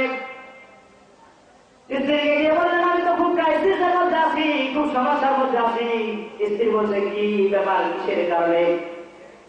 নবীজি সাল্লাল্লাহু আলাইহি ওয়াসাল্লাম বলেন, আমি সাহাবীদেরকে অর্ডার করলাম, নির্দেশ দিলাম, তোমরা মাথার চুলকে মুন্ডিয়ে ফেলো, যেগুলো পশু দিয়ে আসো জবাই করো। নবীজি সাল্লাল্লাহু আলাইহি ওয়াসাল্লাম এই কথাগুলো তার স্ত্রীর সাথে বলতেছেন। স্ত্রীদের, মহিলাদের, মা বোনদের কিছু উপস্থিত বুদ্ধি আছে, যেগুলো পুরুষের মাথায় আসে না। উপস্থিত বুদ্ধি ভালো। এই স্ত্রীর পরামর্শ দিলেন, আপনি যান, আপনার চুল যে দাড়ি কাটে, আপনি ওই সাহাবীকে দাঁড় দিয়ে আপনার মাথার চুলগুলোকে মুন্ডন করে ফেলেন, আপনি আপনার দুম্বাগুলো জবাই করে দেন, উটগুলো জবাই করে দেন, দেখবেন আপনার সাহাবায়ে আমরা আপনার এই সুন্নতকে অনুসরণ করার জন্য আমল করতে থাকবে। আর বলুন সুবহানাল্লাহ।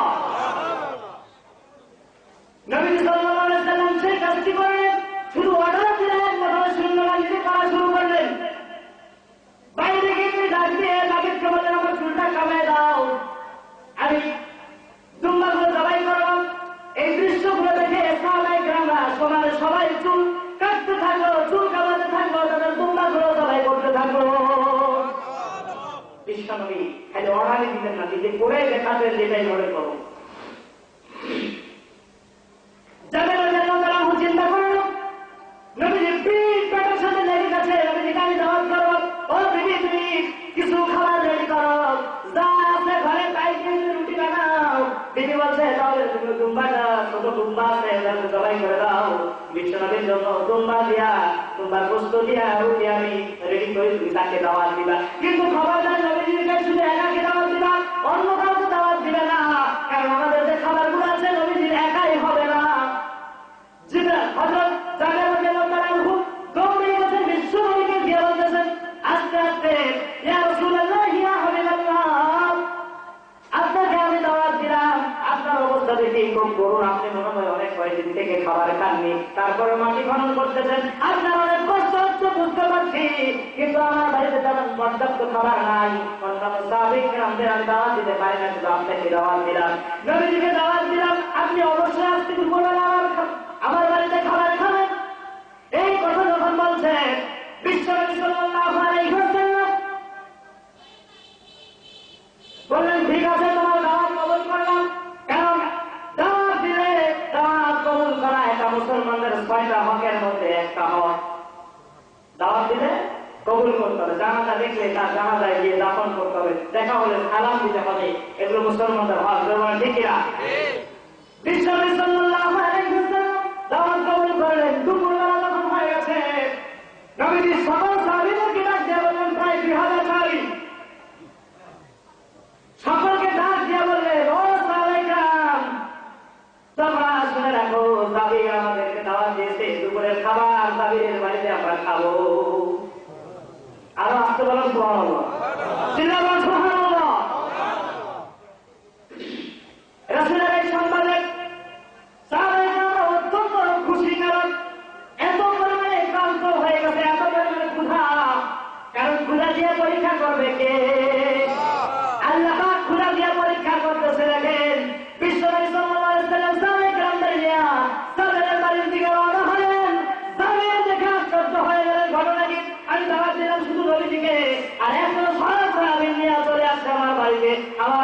সম্মান সব শেষ। আজকে বেইজ্জতি হয়ে গেল। যাদের যেন চিন্তায় পড়ে গেলেন, বিবিকে বললেন ঘটনা তো এরকম হয়ে গেছে।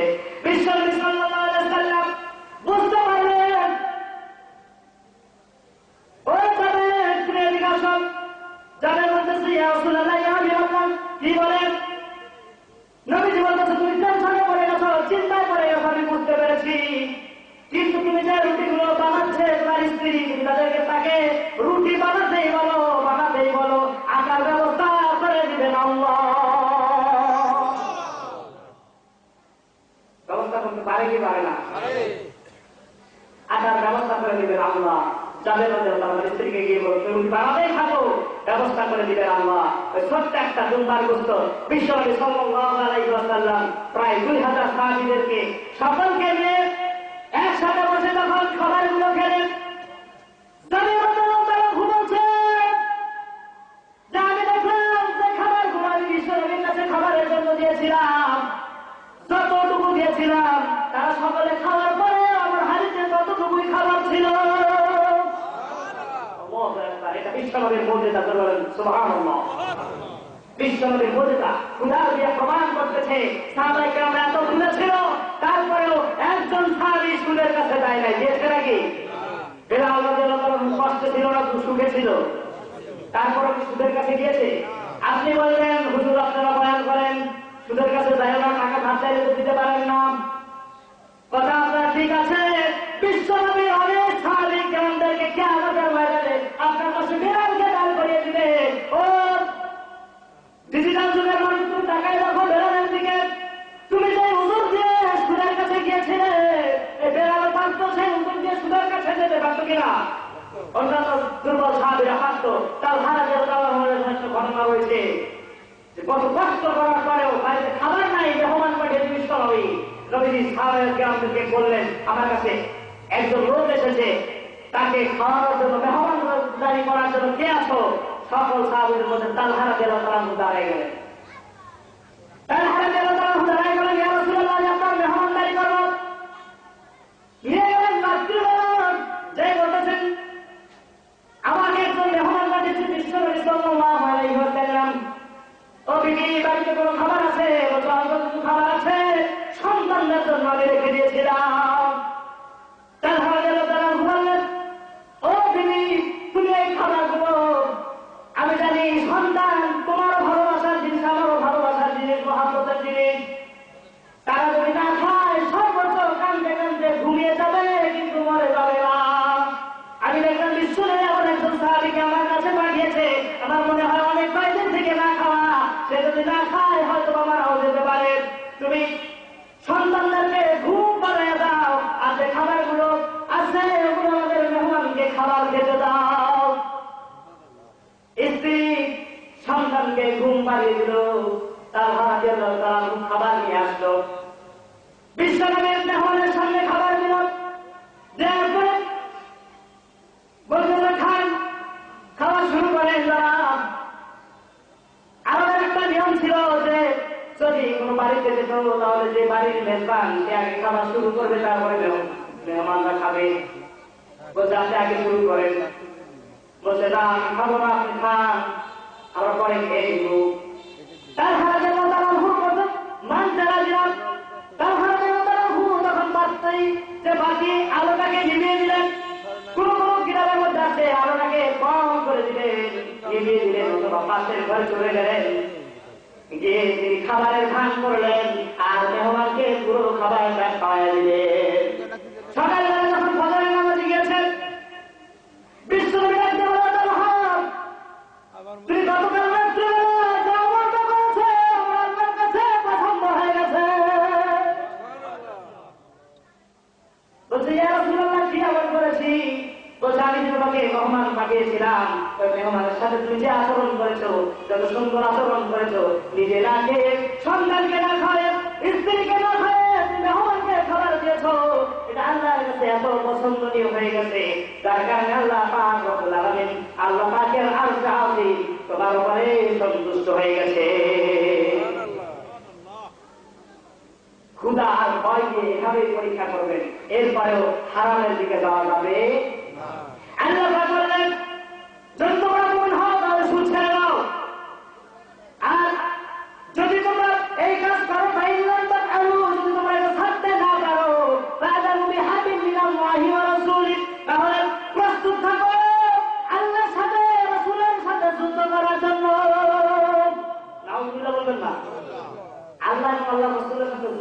শক্তি পৃথিবীতে আর কারো আছে? কথা বলেন আছে? তাহলে রাসূলের সাথে আল্লাহর সাথে যুদ্ধ করার কথা বলা হচ্ছে। হাদিসের মধ্যে আসছে যদি কোন ব্যক্তি সুদ খায় তাহলে এই লোকটা এত পরিমাণ গুনাহ, মায়ের সাথে জিনা করার গুনাহ তার আমলনামায় উঠবে। কোন পাগল আছে যে মায়ের সাথে জিনা করবে? আছে? 36টা মেয়ের সাথে জিনা করে গেছে, গুনাহ হবে। 1 টাকা সুদ খাইলে সেই গুনাহ হবে। আপনারা বলতেছেন আমরা সুদ খাই না, আমরা সুদ নেই। গুনাহ কি কম না বেশি? একই। বিশ্বনবী বললেন যে সুদ খাবে, যে সুদ দিবে, যে সুদের সাক্ষী হবে, যে ওইটা দলিলপত্র করে লিখবে, সবার উপরে আল্লাহর অভিশাপ। নাউজুবিল্লাহ বলেন। আমরা তো আজকে ব্যাংকার জামাই যদি পাই মেয়ের জন্য খুব খুশি হই, তাই না? মেয়ের জন্য জামাই দেখতেছি, জামাই কি করে? ব্যাংকার, ব্যাংকে চাকরি করে, খুব খুশি। ব্যাংকে চাকরি করে, গাড়ি বাড়ি কোনো কিছুর অভাব হবে না। কিন্তু বলেন তো আপনি আপনার এই মেয়েটাকে কার হাতে তুলে দিলেন? এমন একজন ব্যক্তির হাতে তুলে দিলেন যে যতদিন ওই মেয়েকে ওই ছেলে খাওয়াবে ততদিন হারাম খাওয়াবে না হালাল খাওয়াবে? হারাম খাওয়াবে। আপনি যখন জামাই বাড়ি যাবেন হারাম খাবেন, আপনার মেয়েটাকে সারা জীবন হারাম খাওয়াবেন। আপনার আত্মীয় স্বজন সন্তান যারা আছে, যারা মেহমান হিসেবে তার বাড়িতে যাবে, তারাও হারাম খাবে না হারাম খাবে? নিঃসন্দেহে হারাম খাবে। সুতরাং আসুন আমরা আত্মীয়তা করতে হলে একটু জাস্টিফাই করে, একটু চিন্তা চেতনা করে, একটু ভালোভাবে সচেতন হয় কার হাতে আমি ছেলেটা তুলে যাচ্ছি।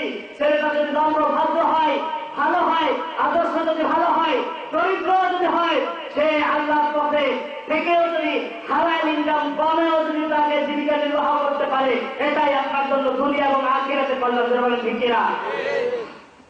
আল্লাহ বলেন যদি তোমরা এই কাজ করো তাহলে আল্লাহ রাসূলের সাথে যুদ্ধে লিপ্ত হয়ে যাও, প্রস্তুত হয়ে যাও। আর যদি তোমরা তওবা করো, অতীতকে নিয়ে যদি তোমরা তওবা করো, এখন থেকে আর আমি করবো না। তওবার বৈশিষ্ট্য 3টা। একটা হচ্ছে যে অনুতপ্ত হওয়া, আল্লাহ আমি ভুল করেছি, আমাকে মাফ করে দাও। আর আরেকটা হচ্ছে যে আর ভবিষ্যতে এই কাজ আমি করবো না, এটা গুনার কাজ, আল্লাহ তুমি তওবা করেছি, কবুল করো, মাফ করো, ক্ষমা করে দাও। এভাবে যদি তওবা করা যায় তাহলে কবুল করতে পারে কে? আল্লাহ। বলেন কে? আল্লাহ। সুতরাং আসুন, অসংখ্য কুফর আছে। যদি আপনারা এখন অধিকাংশ ইন্টারনেটের যুগ, ফেসবুকের যুগ, যুবক ভাইরা ফেসবুক ইন্টারনেটে সারাদিন খালি ফেসবুকে ভাষাভাষি করে। আর ফেসবুকের প্রোফাইল গুলো এত সুন্দর করে সাজানো, আপনার ইচ্ছা করবে অটোমেটিক একটু শান্তি দেখি। তাদের যুবক ভাইরা তো ঘন্টার পর ঘন্টা ফেসবুকে চলে যায়। তারা ভালো পোস্ট করো, ভালো কিছু শেয়ার করো। আর আইডি গুলোর নামও এমন দেয় যে প্রচন্ড বাতাসে লুঙ্গি আকাশে। আইডির নাম বিশ্বাস হয়? আইডির নাম যদি প্রচন্ড বাতাসে লুঙ্গি আকাশে, পরনে দলে কি আছে? আবার আইডির নাম গেছে তুই 2 মিনিট দ্বারা, তুই 1 মিনিট অপেক্ষা কর, আমি 2 মিনিটের মধ্যে আসছি। যুবক আকর্ষিত হবে না কেন? ও যদি 1 মিনিট দাঁড়ায়, 2 মিনিট গেলে 2 মিনিট যদি 1 মিনিট পরে যায় তাহলে কেউ পাবে? এত আকর্ষণীয় জিনিস দিয়ে যে মিডিয়াগুলো ব্যবহার করছে, মুসলমানদেরকে ধ্বংস করে দিচ্ছে। এই যুবকদের ঘন্টার পর ঘন্টা সময় নষ্ট করে দিচ্ছে এই ফেসবুকে। আমি বলবো তোমরা ভালো ভালো পোস্ট করো, ভালো ভালো ইসলামের কল্যাণ কর, কোরআন হাদিসের পোস্ট গুলো করো, কোরআন হাদিস ভিডিও করো, ভিডিওগুলো শেয়ার করো। এর মাধ্যমে তোমার আমল নামায় যদি মানুষ দেখে সওয়াব অর্জন করে, যদি মানুষ দেখে আমল করে, এজন্য তোমার সওয়াব হবে, গুনাহ হবে না। আমরা আমাদের যুবকদেরকে আল্লাহ পাক রব্বুল আলামিন কোরআনের জন্য কবুল করেন। আমিন। আমি বলতেছিলাম সন্তানদেরকে মাদ্রাসা পড়ালে একটি হবে, তার মধ্যে 7 নম্বর শ্রেণী একটি করবে না, 8 নম্বর একটা অনুমতি ছাড়া বিয়ে করবে না। এখন যুবকেরা বাবা মার অনুমতি লাগে না, বন্ধু বান্ধবের মাধ্যমে বিভিন্ন জায়গায় গিয়ে বিয়ে করে ফেলে। আপনারা ভাই, আমার এক বন্ধু 2012 সালে বিয়ে করেছেন।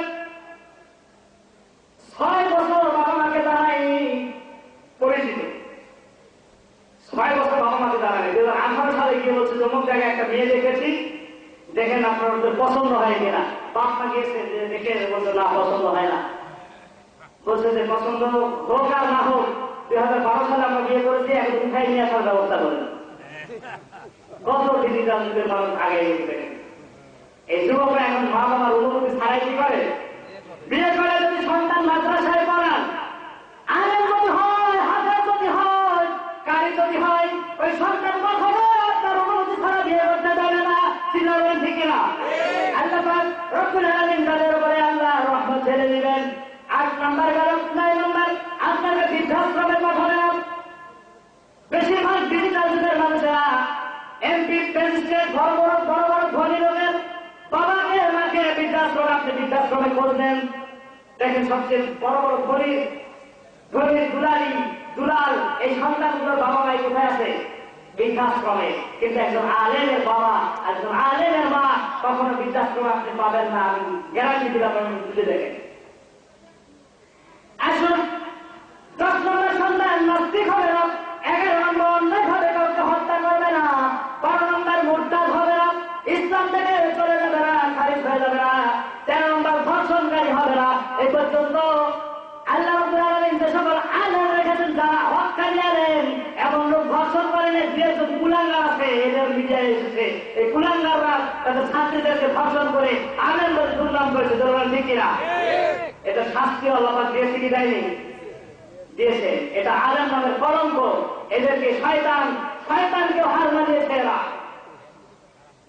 আল্লাহ পাক রব্বুল আলামিন 14 নম্বর যে কাজটা করবেন, কোন পতিতালয় হোটেলে রাত কাটাবে না। কোন আলেম দেখছেন হোটেলে পতিতালয় রাত কাটায়? এরকম ঘটনা আপনারা দেখেছেন? নেই। তারপরে দেখবেন 15 নম্বর নামাজ পাইবে না। 16 নম্বর সন্তানের জন্য আপনাকে অপমানিত হতে হবে না। সন্তানের জন্য আপনার সম্মান দিন দিন বাড়বে।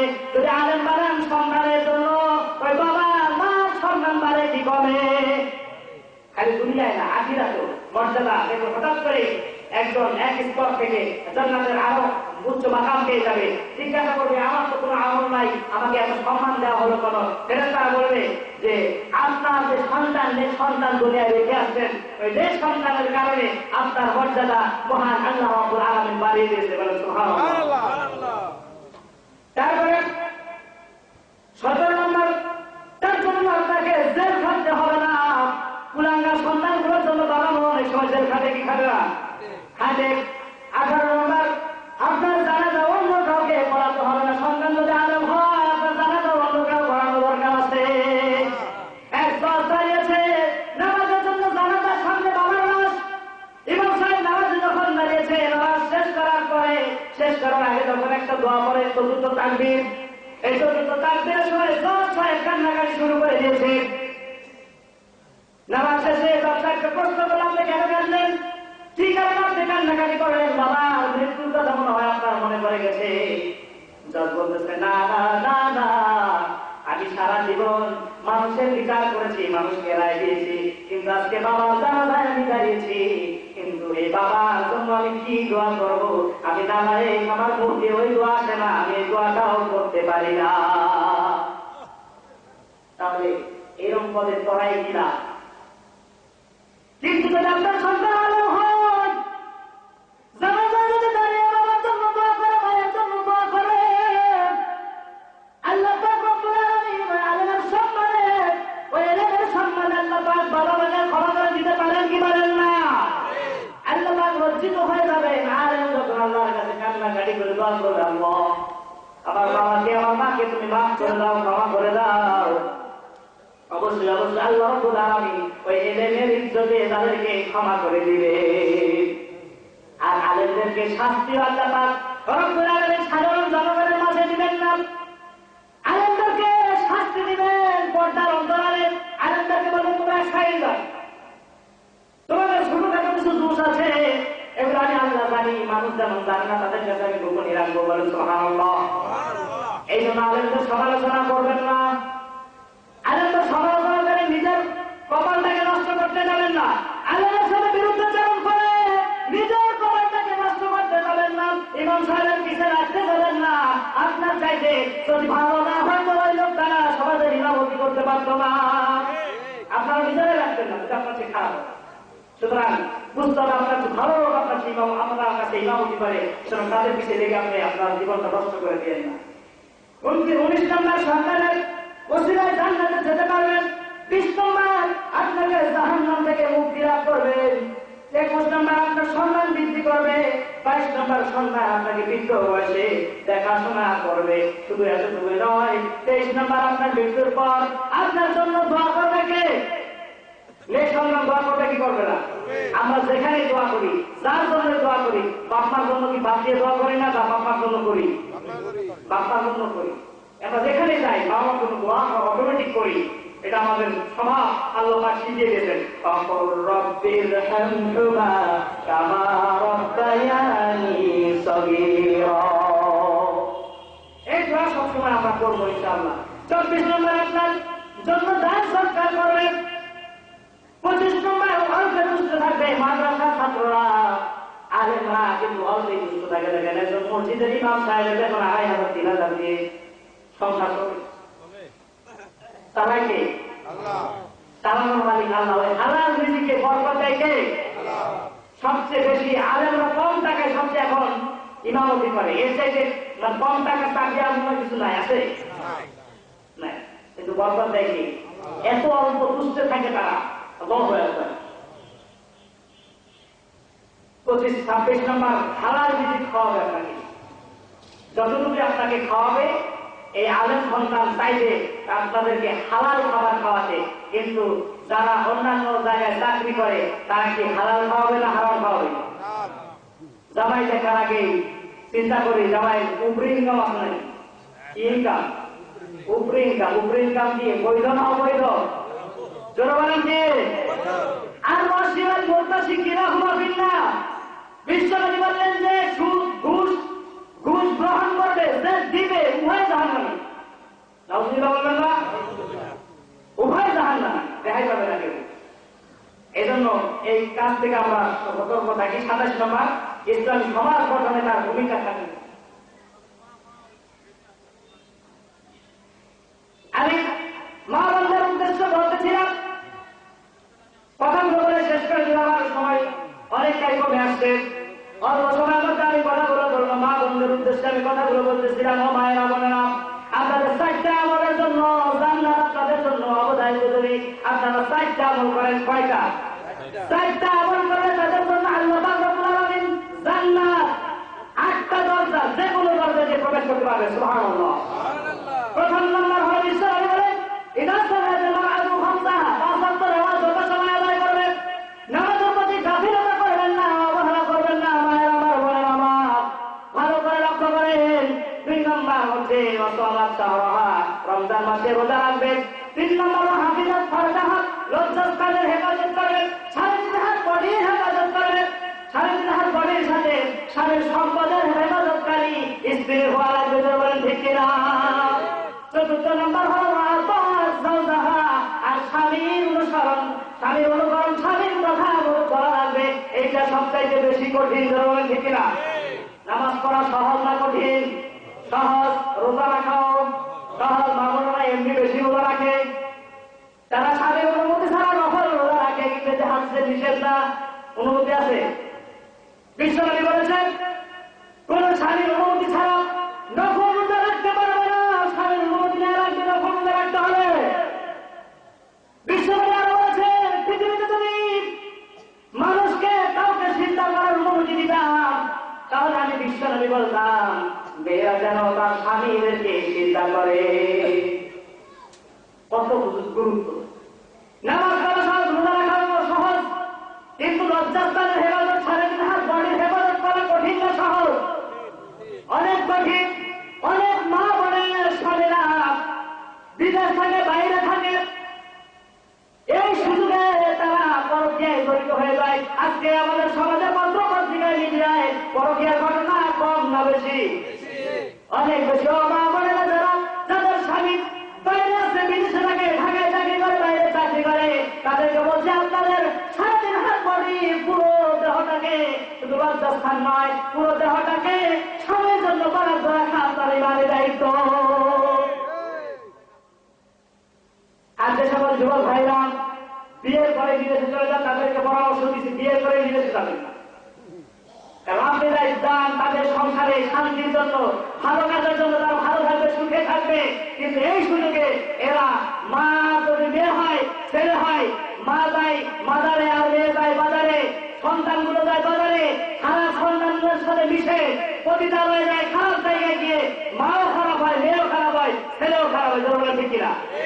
এই জন্য যারা বিয়ে করেছেন তারা বিদেশ যাবেন না। আর যদি বিদেশ যাওয়ার দরকার হয়, আর আপনাদের পরামর্শ দিও বিয়ের আগেই দিয়ে 10 বছর বিদেশ করে ইনকাম করে দিয়ে আসেন টাকা, বিয়ে তারপরে আপনি ছেলে বিয়ে শাদী করে সংসার করেন। আপনার সংসারে সুখ দিবে কে? জোর বলেন কে? আল্লাহ। মা বোনদেরকে বলছি, এই সম্পদগুলো আপনার স্বামীর হক, কখনো নষ্ট করবে না। যুবতী যারা বোনেরা রয়েছে, তোমাদেরকে উদ্দেশ্য করে বলি, আজকে বর্তমান যুগে বেশিরভাগ তালাকের ঘটনাগুলো কেন ঘটতেছে? আমরা এর উপরে গবেষণা করেছি, গবেষণা করতেছে বিজ্ঞানীরা, কেন এত পরিমাণে তালাকের হার দিন দিন বাড়তেছে না কমতেছে? পরকীয়ার কারণে বাড়তেছে। এছাড়াও যে সকল যুবতী বোনেরা তাদের লজ্জাস্থানে তাদের সতীত্বকে রক্ষা করতে পারে না, তাদের কারণে তালাকের হার বেশি বাড়তেছে। 10,000, 5,000, ওই 10 টাকা 20 টাকা ফুচকা আর ওই চটপটি খাওয়ায় তোমাকে প্রেমের নামে খারাপ প্রপোজাল দিয়ে খারাপ ভাবে তোমাকে নষ্ট করে, তোমার সতীত্ব নষ্ট করে। মাত্র সর্বোচ্চ 10 থেকে 20,000 টাকা তোমার পিছনে প্রেম নামক নম্বরটা খরচ করে, আর তুমি তার কাছে সতীত্ব বিক্রি করে দাও। অথচ লক্ষ লক্ষ কোটি কোটি টাকা তোমার পিছনে স্বামী খরচ করবে, তোমার সারা জীবনের কাপড় পোশাক খাবার দাবার ব্যবস্থা করবে। তুমি ওই স্বামীকে ধোঁকা দিয়ে সুন্দর একটা লাল শাড়ি পরে সুন্দর ভাবে বাসর করে বসে থাকলে, তোমার সতীত্ব নষ্ট করে এসে স্বামীর জন্য বসে থাকলে তোমার ইমানের দায়িত্ব শেষ মেজার বলে ঠিক কিনা? 10,000, 5,000 পেছনে খরচ করে, প্রেমিকার পিছনে খরচ করে সব সতীত্ব তুমি দিয়ে দাও। আর লক্ষ লক্ষ টাকা দিয়ে খরচ করবে যে স্বামী, তাকে তুমি সতীত্ব দিতে পারো না, তাকে তুমি ইনটেক তোমার ভার্জিন থাকে না। তখন এই বর্তমান যুগে বেশিরভাগ তালাকের ঘটনাগুলো ঘটতেছে এইগুলো কারণে। বলেন, আমরা ভালো করে লক্ষ্য করো, তোমাদেরকে বলি, এই যে যৌবনের ধারণা, এই ধারণা কিন্তু সারা জীবন থাকবে না, কিন্তু গুণাটা থেকে যাবে, কিনা মুছে যাবে। গুণাটা তোমার থাকবে, মা যতদিন না চাইবে আল্লাহর কাছে ততদিন পর্যন্ত গুণা হতে থাকবে। এই জন্য যৌবনের ধারণায় তুমি মনে করতেছো আরেকটা মেয়ের সাথে প্রেম করে তাকে আমি ব্যবহার করবো, নতুন নতুন প্রেম করবার ব্যবহার করবো। তুমি এটা ভেবো না তুমি একদম ফেরেশতা হয়ে যাবে। তুমিও যখন বিয়ে করবে, ওই মেয়েটা যতক্ষণ তুমি নষ্ট করবে, তোমার স্ত্রী যে হয়ে আসবে সেও ততক্ষণ নষ্ট করা হয়ে আসবে। তোর বলে ঠিক কিনা? কোরআনের বিধান ভাই, আমরা বলে তো লাভ নাই। আমরা এই বিরোধিতা করে কোনো লাভ আছে? বিধানটা আল্লাহ পাকের সূরা নূরের মধ্যে দেখেন, মাঝখানে এই আয়াতগুলো আছে সুন্দরভাবে লেখা। এই জন্য মা বোনদেরকে বলল, তোমাদের সতীত্বকে রক্ষা করো। যারা যুবতী বলা আছে, তোমাদের সতীত্বকে রক্ষা করো। পশ্চিমকালে অল্প টাকার বিনিময়ে সতীত্বকে বিক্রি করে দেওয়া, তোমার সতীত্বটাকে রাখবে তোমার স্বামীর জন্য, যেন তোমার স্বামী তোমাকে লক্ষ লক্ষ টাকা খরচ করে দেন মোহর দেয়, দেয় কি দেয় না? দেন মোহর দিয়ে তোমাকে যেন সতী পায়, তোমাকে যেন ভার্জিন পায়। এই জন্য যুবতী বোনদেরকে আমি লক্ষ্য করে বলছি, এই কথাগুলো ভালো করে আমল করার চেষ্টা করো। যদি তুমি আর স্বামীর অনুগত হওয়া লাগবে। কিভাবে? মা বোনেরা যারা বিবাহিত তাদেরকে বলছি, স্বামীর অনুগত কিভাবে হবেন? স্বামী যা বলবে তাই শোনা লাগবে। যদিও আপনি অনেক বড় মারাত্মক কাজ করেন, তারপরে ওই মারাত্মক কেমন কাজ বিশ্বনবী বলেছেন? মারাত্মক কাজগুলো কেমন হবে? বিশ্বনবী বলেছেন, যদি কোন স্বামী তার স্ত্রীকে আহ্বান করে,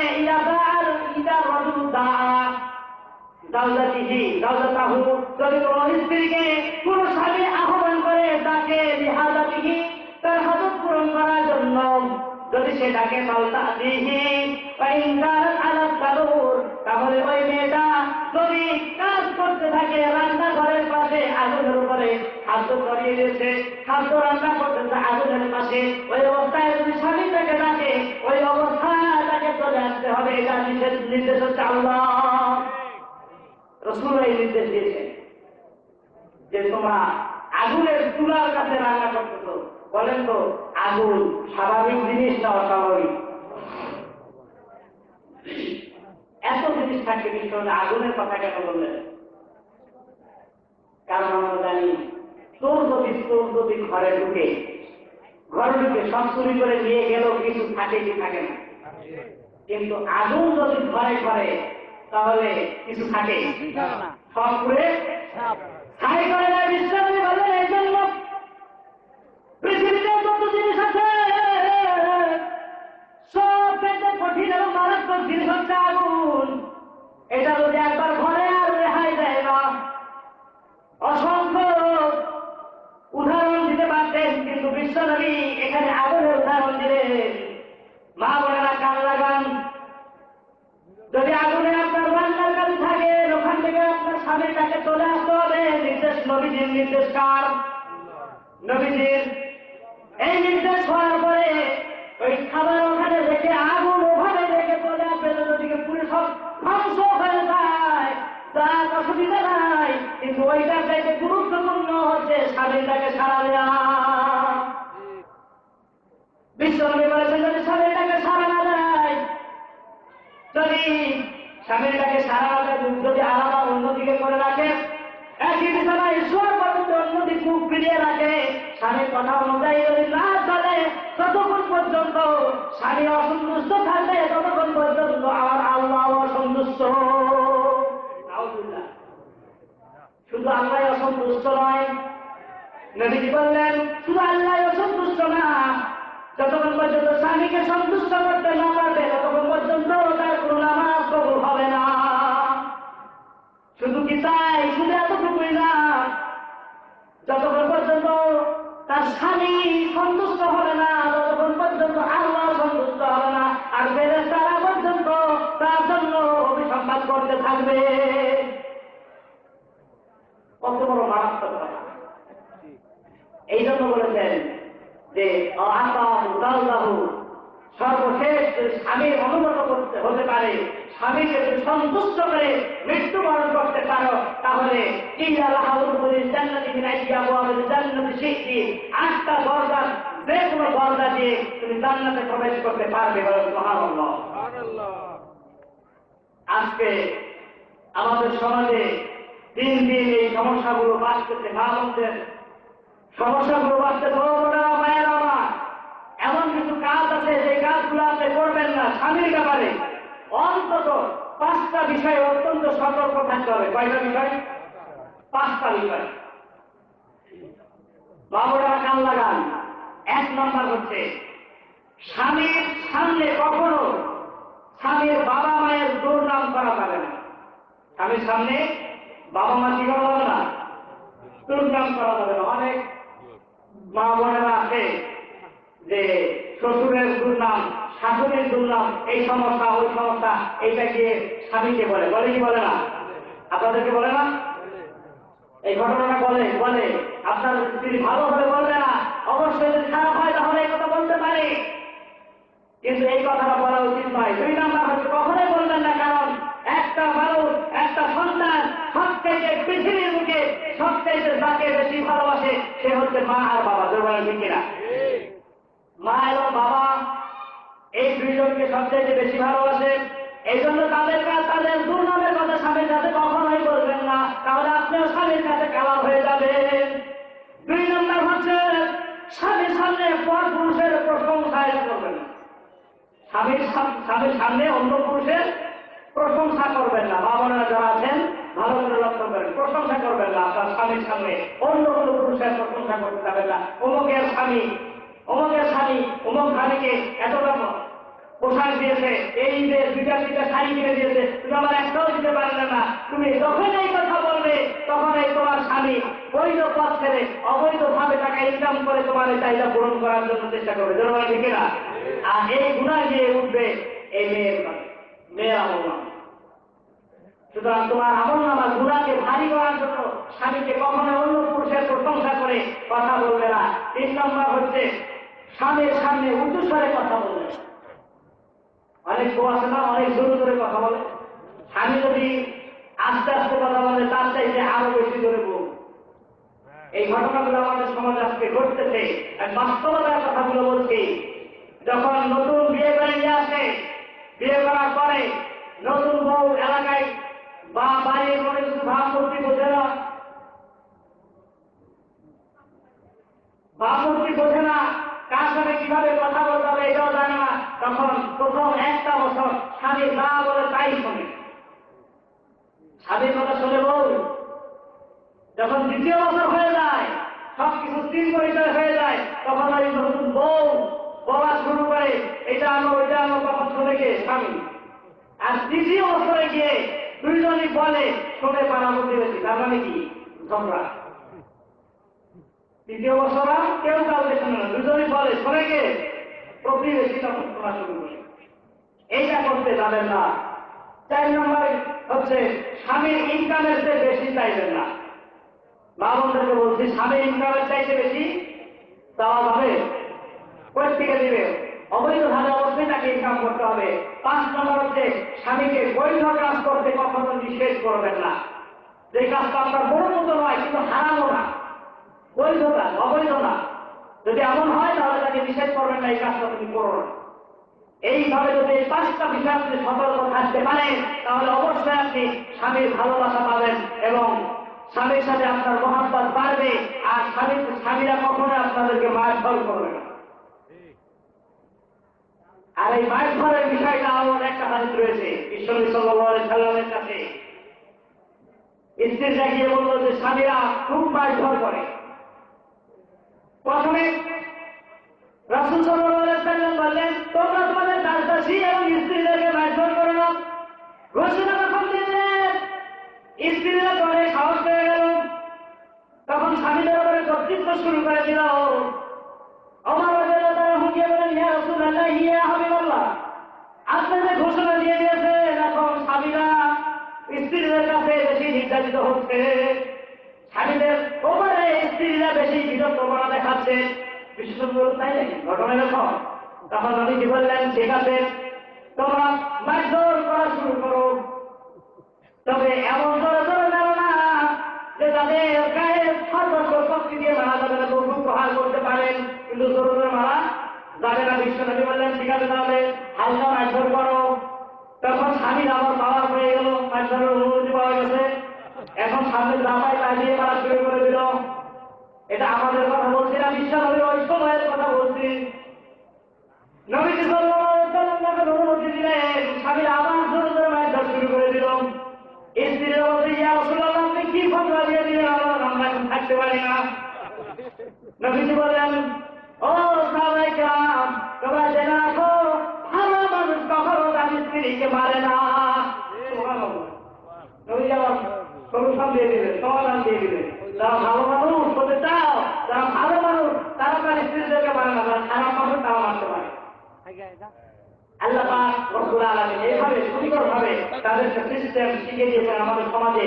আজকে আমাদের পরিবারে কেমন এত দ্বন্দ্ব হয়, মা যখন স্ত্রী আসে, সংসারে যখন আসে, তখন মা মনে করে এই তো আমার ছেলে এখন স্ত্রীর কাছে বিক্রি হয়ে গেছে, এখন স্ত্রী যা বলবে তাই শুনবে এবং প্রশ্ন করে বসে, মা বলো না বউ বলো।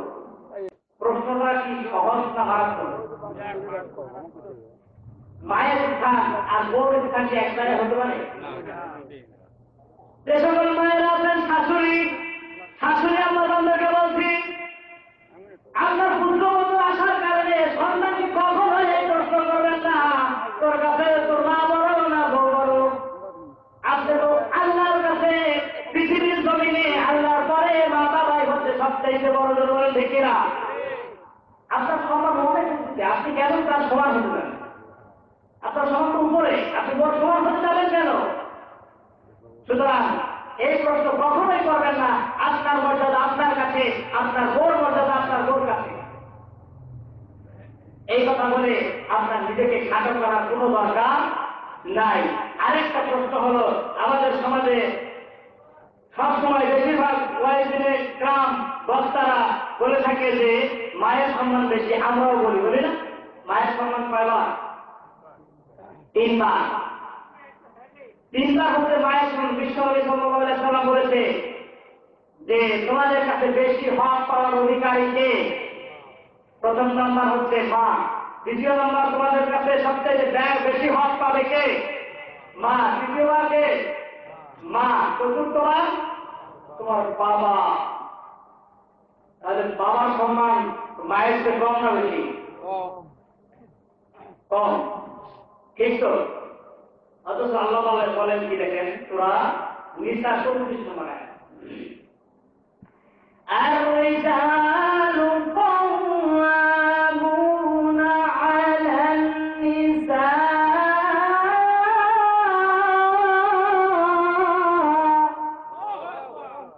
বিমা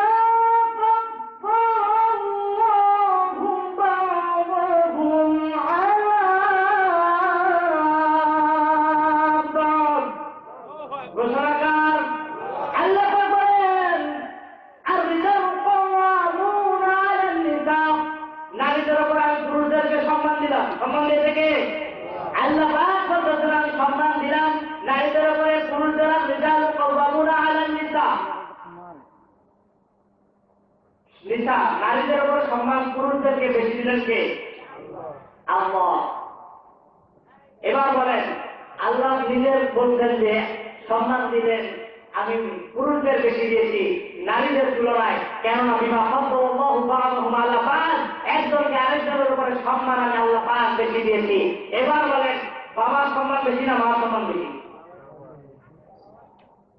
বাবার সম্মান বেশি, সবাই একমত? কি ব্যাপার, এখন বলছেন মায়ের সম্মান বেশি, এখন বলছেন বাবার সম্মান বেশি, কোনটা সঠিক? এই পৃথিবীতে যত নবী এসেছে একজন নবী কি মহিলা করে আল্লাহ পাক মহিলাদেরকে নবী করে পাঠাইছে? একজন দেখাচ্ছে, একজন মহিলাকে নবী করে আল্লাহ পাক পাঠাইছে, দেখাতে পারবে কেউ? নাই। তাহলে নবী পাঠাইছে কাদেরকে? পুরুষদেরকে। সম্মান বেশি না কম? মার সম্মান বেশি না বাবার সম্মান বেশি? আপনারা ঘুরে গেলেন নবতে, এত সহজে ঘুরে গেলেন। অথচ রাসূল তো বলেছেন মায়ের হক বেশি, 3 বার বলেছেন, তারপরে তাই বলেন বাবা। যেমনি ভাবে কোন মহিলাকে আল্লাহ পাক নবী করে পাঠায় নাই, কারণ নবুয়তের দায়িত্ব মহিলারা পারবে না, পুরুষরাই পারবে। বলেন তো ওয়ারিস সূত্র যখন আপনার হয় সাক্ষী হয়, যখন সাক্ষী হয় তখন একজন পুরুষের সমান কয়জন নারী? 2 জন নারী। আর এখানে পুরুষের সম্মান বেশি না মহিলার সম্মান বেশি? পুরুষের সম্মান বেশি। তারপরে আসেন পৃথিবীর ইতিহাসে একজন ইমাম সাহেব দেখান মহিলা আছে? ইমাম সাহেব মহিলাদের যদি ইমামতি করতে লাগাই আপনারা কাজ নেওয়া পর্যন্ত আন্দোলন শুরু করে দিল, ঠিক না? সে মহিলা মানুষের জন্য আমরা নামাজ করবো না, হবে না। পৃথিবীর ইতিহাসে একজন ইমাম নাই যাদেরকে আল্লাহ পাক মহিলাদেরকে ইমাম হিসেবে নিয়োগ দিলেন। তাহলে বাবার সম্মান বেশি না মায়ের সম্মান বেশি? বাপে। তারপরে আসেন মায়ের যে সারা জীবন মায়ের খরচ বহন করবে যদি বাবা মারা যায়, কে? ভালো করে লক্ষ্য করেন, মায়ের সম্মান ও বেশি, বাবার সম্মানও বেশি। কিন্তু যখন বাবা মারা যায় ওই মায়ের সারা জীবনের ভরণ পোষণের দায়িত্ব অর্পণ করা হয় সন্তানের উপরে, জনগণের ঠিক কিনা? যখন ওই সন্তান ছোট থাকা অবস্থায় ছেলে হোক মেয়ে হোক, এই সন্তানের ভরণ পোষণের দায়িত্ব মার উপর না বাবার উপর। যদি বাবা না থাকে, ভাই থাকে, ছোট হোক বড় হোক, ওই বোনের ভরণ পোষণের দায়িত্ব থাকে কার উপরে? ভাইয়ের উপরে। এমনি ভাবে দেখেন স্ত্রীর ভরণ পোষণের দায়িত্ব থাকে স্বামীর উপরে। স্ত্রীর খরচ বহন করে স্বামী, বাবা না থাকলে মায়ের খরচ বহন করে সন্তান, বোনের খরচ বহন করে ভাই।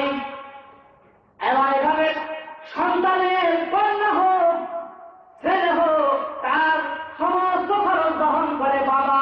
তাহলে সবগুলো পুরুষ না মহিলা? তারপরে বলে যে মায়ের সম্মান বেশি।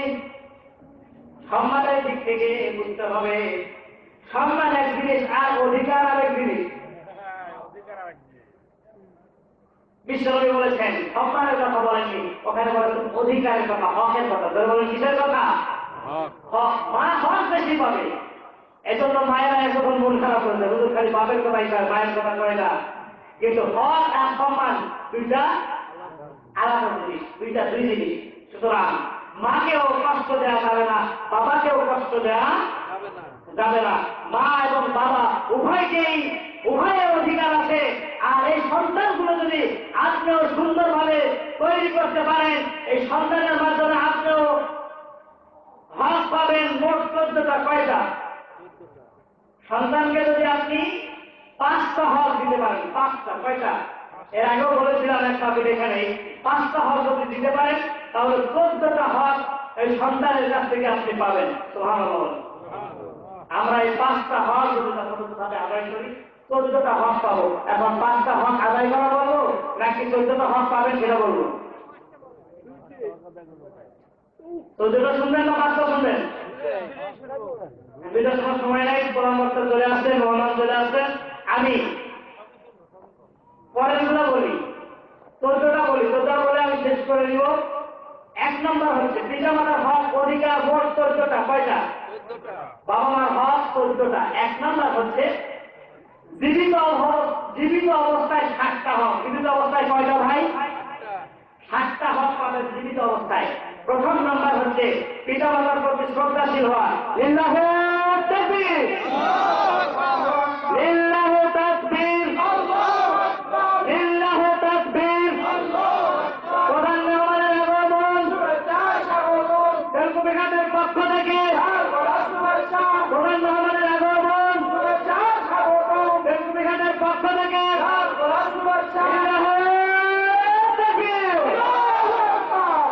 বলতেছিলাম 14টা হক বলে আমি শেষ করে দিব খুব তাড়াতাড়ি, অল্প সময়ের মধ্যেই। 1 নম্বর পিতামাতার প্রতি শ্রদ্ধাশীল হওয়া। 7টি হক দুনিয়াতে। 1 নম্বর পিতামাতার প্রতি শ্রদ্ধাশীল হওয়া। 2 নম্বর মনে মনে তাদেরকে ভালোবাসা। 3 নম্বর সর্বদা তাদের মেনে চলা, অবাধ্য না হওয়া। এটা দুনিয়ার জন্য। ভাই তোমার মেহমান আসলে কত সুন্দর করে আলোচনা শোনাবেন, অনেক দীর্ঘ সময় আলোচনা শোনাবেন ইনশাআল্লাহ। আল্লাহ পাক রব্বুল আলামিন আমাদের সকলকে আজকে এখান থেকে পাশে নিয়ে যায়, ভবিষ্যতে আমল করার তৌফিক দান করুন, আমিন। 3 নম্বর সর্বদা তাদেরকে মেনে চলা, অবাধ্য না হওয়া। 4র্থ নম্বর তাদের খেদমত করা। 5ম নম্বর হচ্ছে তাদের প্রয়োজন পূর্ণ করা। 6ষ্ঠ নম্বর তাদেরকে সব সময় সুখে শান্তিতে রাখার চেষ্টা করা। সন্তানের জন্য এটা দায়িত্ব। 7 নম্বর হচ্ছে তাদেরকে নিয়মিত দেখাশোনা করা, খোঁজ খবর নেওয়া। যেখানেই থাকেন আপনি খোঁজ খবর নেওয়া, এটা হচ্ছে সন্তানদের জন্য দায়িত্ব জীবিত অবস্থায়। আর মৃত অবস্থায় 7টা। মৃত অবস্থায় কয়টা? মৃত্যুর পর 7টা হক। 1 নম্বর হচ্ছে তাদের মাগফিরাতের জন্য দোয়া করা। 2 নম্বর হচ্ছে দান করে সওয়াব পৌঁছানো। 3 নম্বর তাদের সঙ্গী সাথী, আত্মীয় স্বজন যারা আছে স্বজনদের সাথে ভালোভাবে ব্যবহার করা, সম্মান করা। 4 নম্বর তাদের সঙ্গী সাথীদের সাহায্য করা। 5 নম্বর শরীয়ত সম্মত ওসিয়তগুলো পূরণ করা। 6 নম্বর ঋণ পরিশোধ করা, আমানত আদায় করা। 7 নম্বর সাধ্যমতো কবর জিয়ারত করা। আল্লাহ পাক রব্বুল আলামিন এই বাবা মার 14টা হক আমাদের প্রত্যেকের মাধ্যমে আদায় করার তৌফিক দান করুন, আমিন। আল্লাহ পাক রব্বুল আলামিন আমাদের সকলকে বক্তা এবং শ্রোতা এই পর্যন্ত যে আলোচনাগুলো করলাম সেই অনুযায়ী আমল করার তৌফিক দান করেন। সকলে বলেন আমিন। ওয়া আলাইনা ইল্লাল বালাগ। আসসালামু আলাইকুম ওয়া রাহমাতুল্লাহি ওয়া বারাকাতুহু।